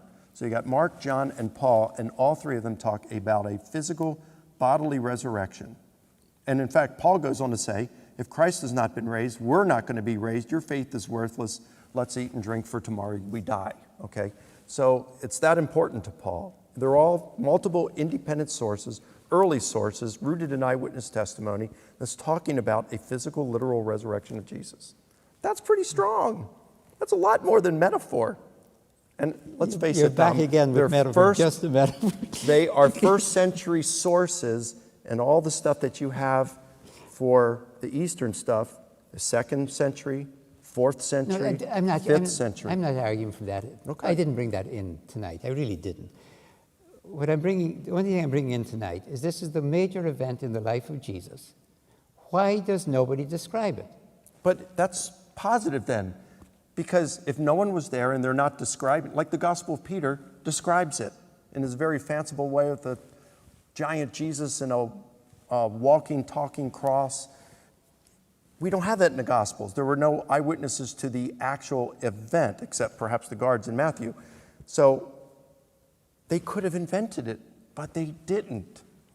So I think that this show, that could easily show that because they didn't invent it, but they still talk about the empty tomb and they talk about the post-resurrection appearances, that they didn't invent it, I think works in, if anything, to the authenticity of the accounts. I don't see that the most important event in the life of Jesus, if they have a nice, clear, literal view, like most of us do have, because we've been watching art for the Western art shows Jesus there, he's rising up. It looks quite literal to me. If I leave everything out and I just look at those images, that's what most people are imagining. If they ask, Jesus comes out of the tomb and there's maybe a flash of light or whatever, and he ascends. It's not that hard to describe it. But that's not, I think, what they're talking about. They're talking about a metaphor for the resurrection of the human race. And I don't know how on earth you can, well, I shouldn't say I don't know how, because they have Adam and Eve representing the human race, been coming out with Jesus. But yeah, but that's the frescoes from the 4th and 5th century. That's not New Testament. That's not first century literature. But these are, we're talking about when people first tried to draw what they had been talking about. In the 4th and 5th centuries. No, not in the 4th. And it's art. No, not in the 4th. It's not biography, it's art. It's in, no, it's in Ignatius of Antioch. I mean, it's already there. It was taken for granted in the 1st century because resurrection meant, let me put it this way, there was no tradition there was no Jewish tradition of a single person resurrecting. Ascending, yeah, yes. I agree. No, I agree. So to say that would be almost incomprehensible. To say that the general resurrection has begun with Jesus alone, I would say is incomprehensible. Well, why does Paul say Christ is the first fruits? Because the first fruits is not just Jesus. That's why Matthew has, as I said, has the same expression. He doesn't use first fruits, as you know, but he says those who have slept. What's it? Perfect. He says this is the same expression. Ton kekaimenon, or something like that. Ton kekaimenon. It's 27:52 and 53, right? Or give or take. Something like ton kekaimenon, the word we get coma from. Those who have slept. It's a 52. Yeah. Everybody get out their Kekaimenon. Greek handbooks. You know. Yeah, those who had been sleeping. Those who had been sleeping. Who It's have the been same sleeping. thing It's that in the perfect Paul would tense. use in 1 Corinthians. Same expression. So I don't know if we're dealing with some kind of a technical expression for all the dead, or at least all the good dead. Maybe we're not taking them all out, that everyone knew about. So those who have slept. Except that they are raised when Jesus died. They're raised ahead of Jesus, okay? Whereas Paul says Christ is the first fruits. So you either have to admit that Matthew contradicts Paul, which you're free to do if you like, or you say, well, maybe Matthew is using some importance there, and he's not meaning to talk about the harrowing of hell with this, or that the beginning of the general resurrection involved multiple people. Christ is the first fruits, and then it says those who belong to him will be raised at his coming, at the parousia. Yeah, that's the future. That's the future. Yeah. The question is whether any Jews or Jewish Christians or Christian Jews could imagine Christ arising alone, not ascending alone, of course, Right. but arising alone, granted future and all the rest, we're not talking about that, without saying, but what about other good Jews who died on Roman crosses? But then why just them and not us? Or why not them and not everybody else? If you have a problem with it just being Jesus and then the rest of the parousia, then why not have the same problem with Jesus plus a few others and then the rest of the parousia? Because that's what we're not talking about. We're not talking about the parousia at the moment. That's a separate issue for me. I'm kind of focused on the resurrection of Jesus. Right, but you're talking Whether about he's the general alone. resurrection. You have problems thinking that Jews of that time would have thought that Jesus could have been the only one. I agree with that, all right? Yeah. And there's a paradigm shift that takes place with the early Christians and saying, yep, we didn't expect it this way, but Jesus is the first fruits. And then Paul's answering, or the rest of us are going to be raised at his coming. But the fact that he's saying this and can think that we live as a disembodied spirit in the meantime when we die, he's thinking of a physical bodily resurrection.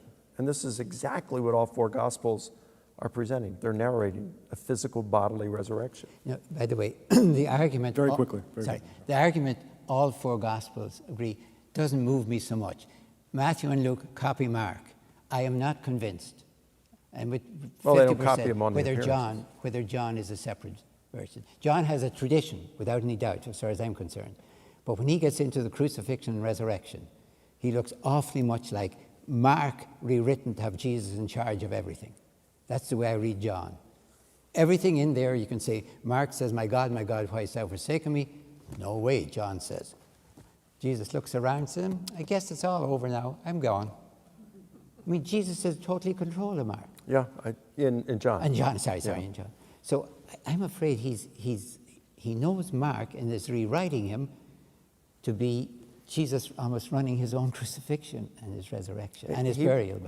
He may very well have been. So I've only one witness, in other words. He may. Well, you got Paul. Oh yes, yeah. Paul, okay, so that's two. Sorry, the Gospels. And the thing is, if John is rooted in the eyewitness testimony of one of Jesus' disciples, be it the son of Zebedee or a minor disciple, and if Mark is rooted in the eyewitness testimony of Peter, whether John knew Peter or Mark and was rewriting him to some extent, you still have two guys, two independent sources who are attesting to the resurrection. Yeah, but you still haven't faced the issue. At some point, I mean, this could go on for another 2,000 years at this point. But all of that data could interpret it as ascension. Let me take it as literally as possible, just for the point of view. Everything happens exactly the way it's counted there. The real question that we still have as a historian is, why didn't they simply say, within their tradition, or even the Greco-Roman tradition, Jesus is clearly ascended. Romulus is ascended, and we've all come back and seen him, so Jesus is ascended. What made them say resurrection? Because resurrection is not just about Jesus. It has to be about the past, then it can be about the future. We're not debating the future now at the moment. That's a separate issue. I don't think it's possible to talk about the resurrection of Jesus for Paul without imagining, at least. But of course, others came with him. Now, he might want to say only the just came with him. He might want to say, the rest can stay in hell or wherever. But I don't think any Jew or Christian Jew in the first century, including Paul, could conceive of a resurrection for Jesus alone.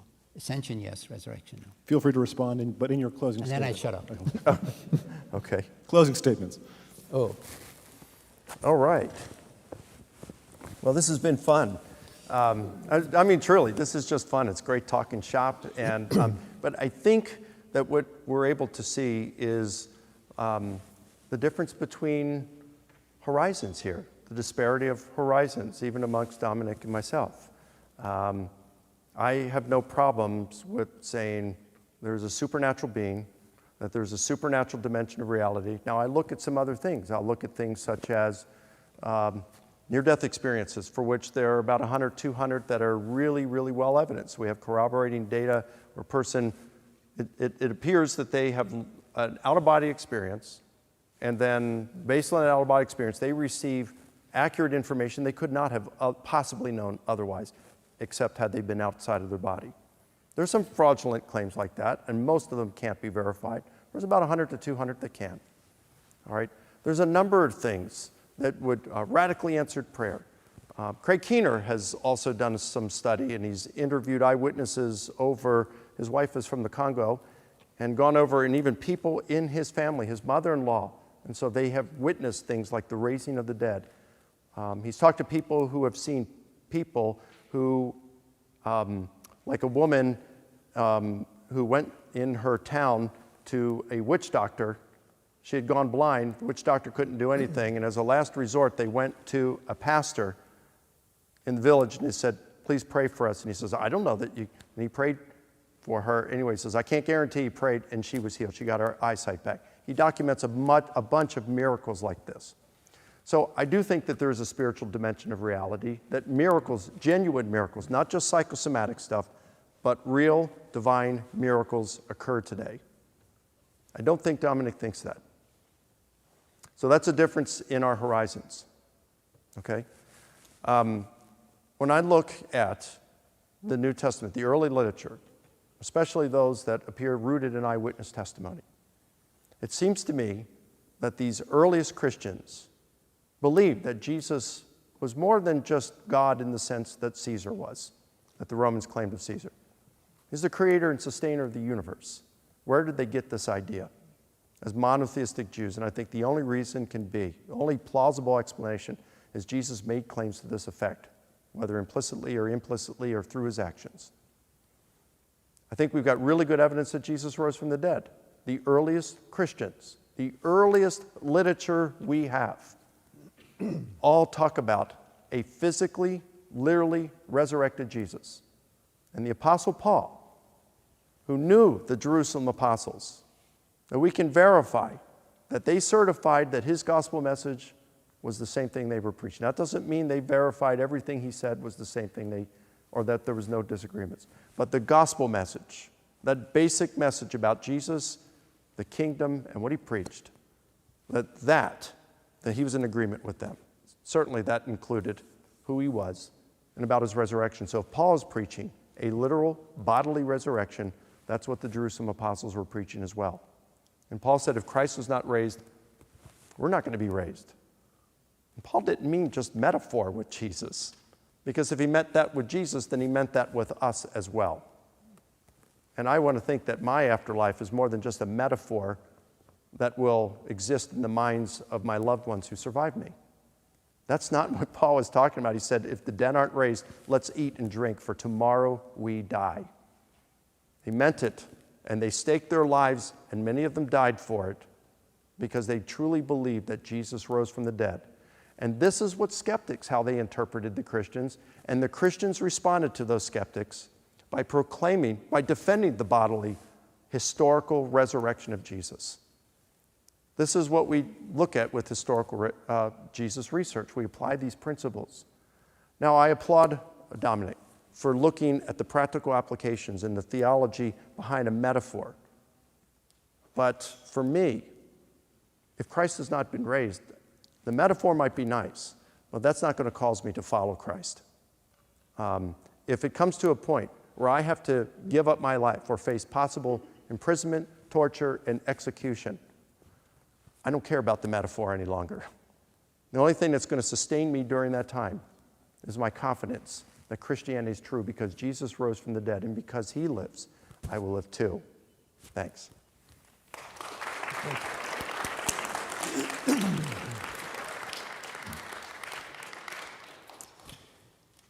Well, I wouldn't want to die, but I would only die for a metaphor. If all I'm talking about is that Jesus rose literally from the dead, good for Jesus. People die for metaphors. They will even die for a metaphor, not because they have some idea of an afterlife. They won't die for a piece of real estate between Mexico and Canada, but they might die for their homeland. Not because they're going to live on afterwards or anything else. People will die for metaphors. The horrible thing is some people die for horrible metaphors. So I take metaphor more seriously than anyone who doesn't could understand, because it is our destiny. Now, after all the time I've spent with Jesus, here's what is most important for me. The Romans, go back to the Romans, crucified the leaders of nonviolent groups alone. If you're the leader of a nonviolent group of opposition, we might call them activists. The Romans did not crucify philosophers. You might boot them out of Rome, but they didn't crucify. They crucified what we would call activists. So Jesus was crucified, but his followers were not rounded up. I take that as an historical fact. I take it from Josephus at the end of the first century, Jewish historian, Tacitus at the beginning of the second century, trying to explain what these weird Christians were. They were followers of Christ who started a movement over there. We executed them to stop it, and doggone it, it didn't stop. It spread. Tacitus says, like a disease, and everything rotten eventually arrives in Rome, so it came here too. Josephus is a little bit more polite. He says those who loved him before loved him afterwards. But they both understand it. We executed the follower of a nonviolent movement, and it didn't stop the movement. Now, I take that as a fundamental fact. You know from the story of Barabbas, which I think, by the way, is parable, not history, that Barabbas in Mark's Gospel is in jail with the others. Romans are going to crucify them all in a nice row. They're a violent group. Jesus is going to be crucified alone. According to Roman law, anyone who stirs up the people or creates a tumult, what we call an activist, will, according to their rank, I'm quoting now, either be crucified, cast to the beasts, or sent to an island. Never quite understood why being sent to an Aegean island is a punishment, but I've never been there for a winter, so maybe that's something else. That tells me the most important thing. Jesus died for nonviolent resistance to violence itself, not just to Rome. Rome was just the normalcy of civilization. The resurrection means for me that God is on the side of that. I cannot imagine the crucifixion without the resurrection. It's just a brutal death without the resurrection. It is God's vindication that the way to handle violence is nonviolence, because violence escalates violence more and more. Maybe they didn't know that in the first century, but we know it today.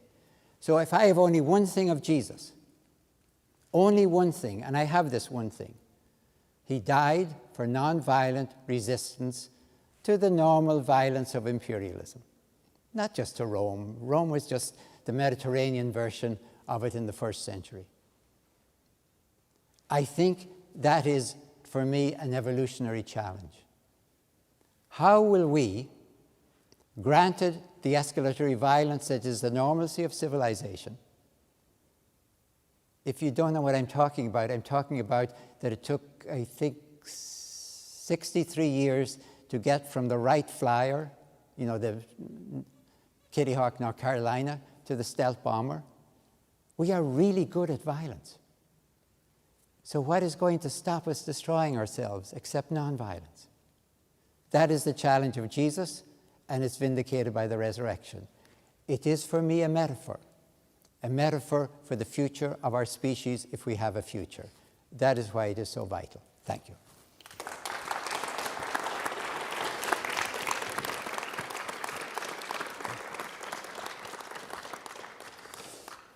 So we now move on to our final portion of this evening's dialogue, questions and answers. So those of you who have a question for Dr. Licona, please line up on this side of the aisle. There is a microphone toward the front of the auditorium here, and likewise those for questions for Dr. Crossan, line up over here. And while you're doing so, I will give you a couple of announcements. I believe most of you were handed one of these slips this evening. This is an encouragement for you to go to a surveymonkey.com and fill out a survey about this evening's event, what you liked, what you didn't like, what you wanted to see more of, so on and so forth. And also, you are please invited to an event on November 7th at 7:30 p.m. in the Social Sciences Building, room 3030. Ratio Christie, one of the groups hosting this event, will be hosting Georgia Tech Professor of Chemistry, Dr. David Sherrill, who will be giving a talk on the topic, Science and Faith, Enemies or Allies. We'll take a question over here first. Hi, thank you for this great talk. So Dr. Licona, my question was that you've alluded to Paul a lot in your talk, but historically, Paul was not an eyewitness. And I don't think there's a way to really figure out whether his experience on the road to Damascus, historians can figure out whether that happened or not. So how do we know that historically Paul did not affect the Gospels as he was the earliest writer, or Christianity in general? And the other question pertaining to literal and metaphoric Jesus as being portrayed as God was that in the Old Testament, there are a lot of figures that are called God. Angels are called God, judges are called God, Moses is called God. And that's alluded in John chapter 10, where Jesus actually refers to that why are you stoning me? Because, referring to Psalm 82. So if the author of John from the gospel, the prologue literally meant God, why would he put in, for example, 17:3, which terms Father as the only true God? Or ends the gospel by saying that I've written all of this so that you may know that he's the Messiah, the Son of God, not creator of the universe, right? Good questions. So I would say with John, he does distinguish Jesus from other so-called gods because he talks about Jesus being the creator of the universe. All things came into being by him, and through him, nothing came into being that came into being. And you have Paul saying the same thing in a couple different places. 1 Corinthians 8:6, and Colossians 1:16 and 17, where Jesus is the creator and sustainer of the universe. So this is quite different than others. So in terms of Paul, Paul does claim to be an eyewitness of the risen Jesus. In 1 Corinthians chapter 15, verse 8, he says, last of all, as to one untimely born, he appeared to me. And 1 Corinthians 9, he says, has not Jesus appeared to me? So, or have I not seen Jesus? So he does claim to be an eyewitness of the risen Jesus. He may, we don't know, but he may have seen Jesus preach during his lifetime. I mean, every time you turn around the Gospels, Jesus is up in Jerusalem at a festival, Passover, whatever. Paul would have been there as well. Who knows? Paul was a Pharisee coming up through the ranks. He may very well have been at the trial of Jesus. We don't know. But he certainly claims to be an eyewitness of the risen Jesus. In Galatians chapter 1, he says that 3 years after his conversion, he went up to Jerusalem and he met with Peter for 15 days. And the Greek word is hysteresai, meaning he was getting some information about Jesus. He hadn't walked with Jesus, so he wants to get the whole 9 yards from someone who had. Hey, Paul, I heard he walked on water. Or Peter, he walked on water. Did he really do that? What was it like? Were you walking on water too at some point? And how did you feel? Or what did he say to you when you were at the campfire after talking to the crowds all day? And then he goes back up 14 years later and runs the gospel message past them to verify that he's saying the same thing that they're saying. So this is before any of the Gospels are written. So even if we didn't have any of the Gospels, we can get a basic message from Paul of what the apostles were preaching. So did his preaching influence any of the Gospels? Maybe at maximum Luke's Gospel, but I don't think so because Paul wouldn't have been around during that time. And Luke said he got his information. It's kind of ambiguous. He's either saying he got it from eyewitnesses or those who knew the eyewitnesses. You certainly get it from Mark. Whether he got some from Paul, I don't know, but I don't see any Pauline influence in the others. Thank you. Thank you, Dr. Crossan, for being here. You mentioned that you affirm historians use the criteria of authenticity. Given that Jesus' proper burial described in the New Testament fulfills the criterion of multiple attestation and the criterion of embarrassment, as women were the ones who anointed Jesus' body in the burial process, and given that Jesus' proper burial is consistent with Josephus tells us that Rome allowed Jews to follow their customs, including taking the crucified victims off the cross and burying them, how do you reconcile this with your view that it's plausible that Jesus was thrown into a common grave and eaten by wild dogs? All right, just a correction of fact. I didn't say we should, I agree we had to have criteria. I did not say we should use the double differentiation, but leave that aside. The problem with the burial for me is this. When I look again from Mark into Matthew and Luke and into John, I'm seeing that as a stream of tradition. It's getting better and better all the time. I'm trying to imagine what was there before Mark. When Mark, the best Mark can say is that maybe some pious Jew named buried him out of respect for, like, Tobias. Now, I want to know, as a historian, is that hope or history? Do they really have facts? And if they have facts, why does it have to keep getting better in Matthew and Luke and John? Of course, the burial of Jesus is the burial of a God. It's a magnificent burial. I don't think they knew what happened to Jesus. And while it is true that you could certainly bribe your way, if you had enough money, to get the guards to give you the body, of course you could. That's the only way you could. The function of crucifixion was to hang you up there as state terrorism, to warn you, don't do what this guy did or you'll end up like he has. So I don't think the Romans obeyed the Jewish expectation that you don't leave a crucified up overnight on the cross. I don't think the Romans cared. Their function was to leave it up there as long as they wanted. So I don't know how we can be sure of what happened to the body of Jesus. I don't know how to do it. Maybe Mark is telling us history with Joseph of Arimathea. But boy, John really has to clean that up with Nicodemus and the huge amount of spice. It's like they don't know what happened, and the best they can do is, surely some pious Jew took care of the body. Is that all right? To be fair, we're running short on time. We have. Yeah, sorry. I'll give them preference. Sorry, Michael. Okay.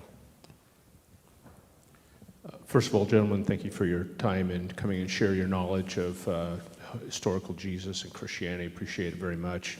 My question, I'm just curious, are there any new documents or fragments that have come to light in the last, recently, I don't know, maybe 5-10 years, something roughly, that have really added significantly to the body of knowledge about the historical Jesus? And if so, what has it? How has it added to it? No. Recently, I think earlier this year, it was revealed that there's this Mark fragment that has been discussed for a while, and that has finally been dated, I think, to early 2nd century, and would be the earliest fragment or manuscript of a portion of Mark that we have, but it didn't change anything from what our text says right now. Yeah, my question is to Dr. Crossan, because you've been talking about metaphor versus literal and such. My wife and I have been married for 8 years, and we do have a great love for one another, but we also know our time here is always limited. And when we see a literal resurrection of Jesus, and he says, because I live, you shall live also, and live forever, eternal, that brings us a lot of great joy. That's the difference it makes. What can a metaphorical resurrection do for us that would be even real close to what a literal one is? Because the metaphor is for the future of the human race. So what you've just said, that really the importance of the resurrection for Jesus is that you're going to get one too. I don't expect that. I accept that I will not have that. But the metaphor is about the salvation, redemption of the human race, whether we are going to destroy ourselves, or whether, as I said, nonviolent resistance is the only mode of countering violence that will redeem the human species. Now, if you're convinced, of course, there's a heaven and a hell in the future and God's going to fix it all up no matter what we do, that's different. I think we are responsible for our own future.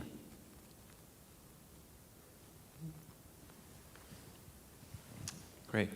So I have a question about the ascension, and I know the resurrection is important in making a case for Christianity, but it seems like the ascension kind of gets pushed aside. And when you evaluate the ascension, and you see it, Matthew looks like it happens in Galilee, Acts mentions 40 days, and And I know even Paul mentions 500 people seeing Jesus at one time, which would, I suppose, happen during that 40 days.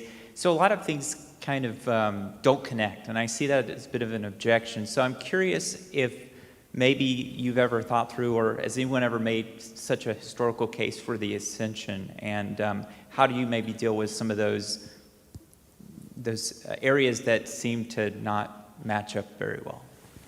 Yeah, well, I don't see any of those things not matching up just because, let's say, the Gospels don't mention the appearance to the more than 500 at one point, or all the appearances. None of them are doing all the appearances. In fact, it seems to me that Matthew and Luke compresses the time. So you have appearance to women in Matthew, but the appearance to the male disciples doesn't happen until Galilee, all right? And then that's kind of like the end of it there in the appearance to the male disciples in Galilee. Luke kind of combines them all together to have occurred on Easter, the resurrection, all the appearances, and the ascension. He does know that this happened over a period of time because Acts chapter 1, he says it happened over a period of 40 days. But he's just compressing them all into one day, just time compression, a common literary device. Why he does it, I don't know. Maybe it's to increase the intensity. Maybe it's to keep the focus on Jerusalem, which was the headquarters of the Christian church. Maybe it was because he was running out of space on his scroll and just did that to compress. I don't know why. But none of them are trying to report all the appearances. And notice that in 1 Corinthians 15, the women aren't mentioned because Paul causes kerygma. It's the official formal public proclamation for which the appearance to women would have detracted in that culture. So he doesn't mention them. But I don't see any kind of like tension between them. Now, why don't historians talk a lot about the ascension? Maybe because we just don't have enough evidence to verify it. And, you've got multiple independent sources that talk about Jesus' death. Multiple independent sources, even those rooted in eyewitness testimony, talking about his physical resurrection. We just don't have that with the ascension.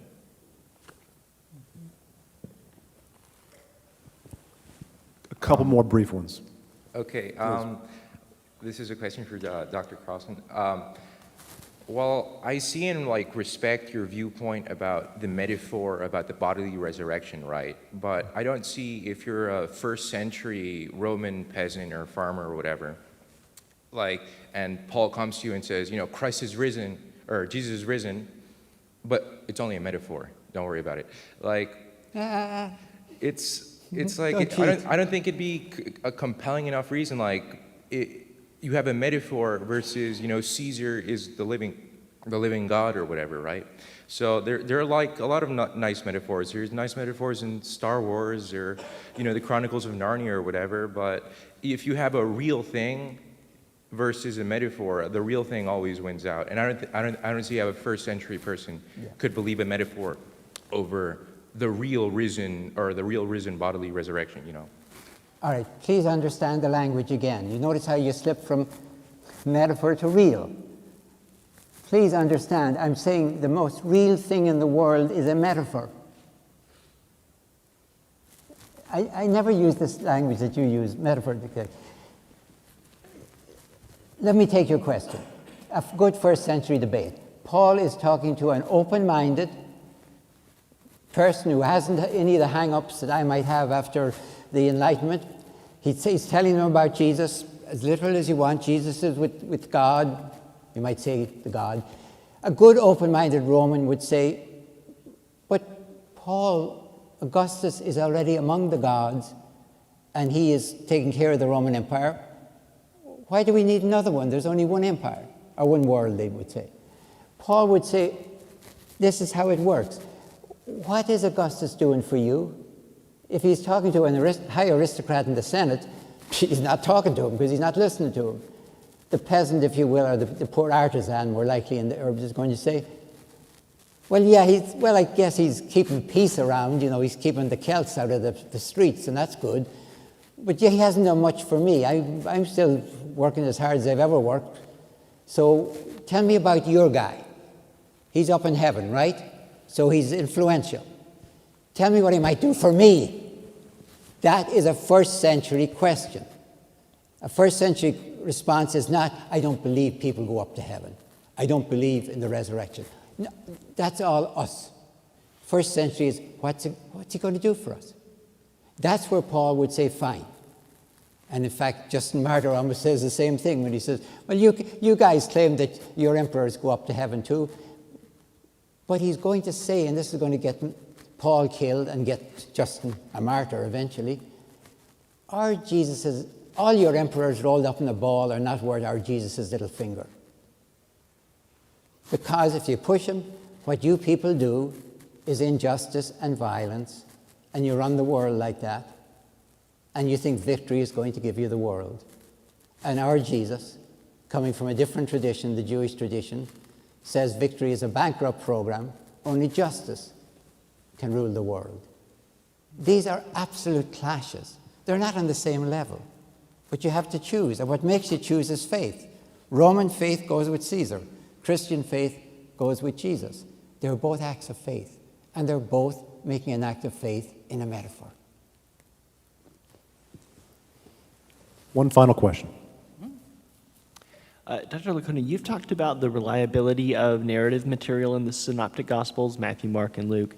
I want to ask about Q, the name given to the body of sayings of Jesus in Matthew and Luke. Could you say something about what material from Q you think can be said to be likely, maybe very likely, to have come from the lips of Jesus? What Q material could very likely come from the lips of Jesus? Oh boy, I don't know. I'd have you caught me on the spot for that. You know, I do think I do embrace the two-source hypothesis. I do think that there is a Q source. I don't know what it is. It is sayings material. I think it's likely, or at least possible, that it's what Papias was talking about, the sayings or oracles of the Lord, that was originally in Aramaic, and that is what he attributed to Matthew. That later got translated into Greek. The Beatitudes, Mike, would be in Q. The Beatitudes. Oh, yeah, the Beatitudes. Thanks, Dominic. Beatitudes, I would say that. And even though we don't have those outside of the Q material preached in a sermon by Jesus, per se, on the Mount, we do have a lot of those same, the material in the Sermon on the Mount that's peppered throughout the Gospels, and we find it in James. We find some in Romans. So these are common teachings that were attributed to Jesus in the Sermon on the Mount, even just more than the Beatitudes, but the Sermon on the Mount, a lot of the material in that, I would say. But I have to think through some of that. Probably some of the things where he is talking about, I think in Q3 and Q13, where he's talking about himself being the eschatological judge. I mean, most things that historians of Jesus will agree on is that Jesus did claim to be the apocalyptic Son of Man. And so those Q sayings, I forgot what 3 is. 13, I think, is many will say to me on that day, Lord, Lord, did we not do? And, I forgot what 3 is, but those are probably authentic recollections of sayings of Jesus. Before I let you all go, I want to remind you that as you're leaving, we're going to be having book sales and book signings by our two speakers tonight. But please join me in thanking both of them, and thank you all for coming.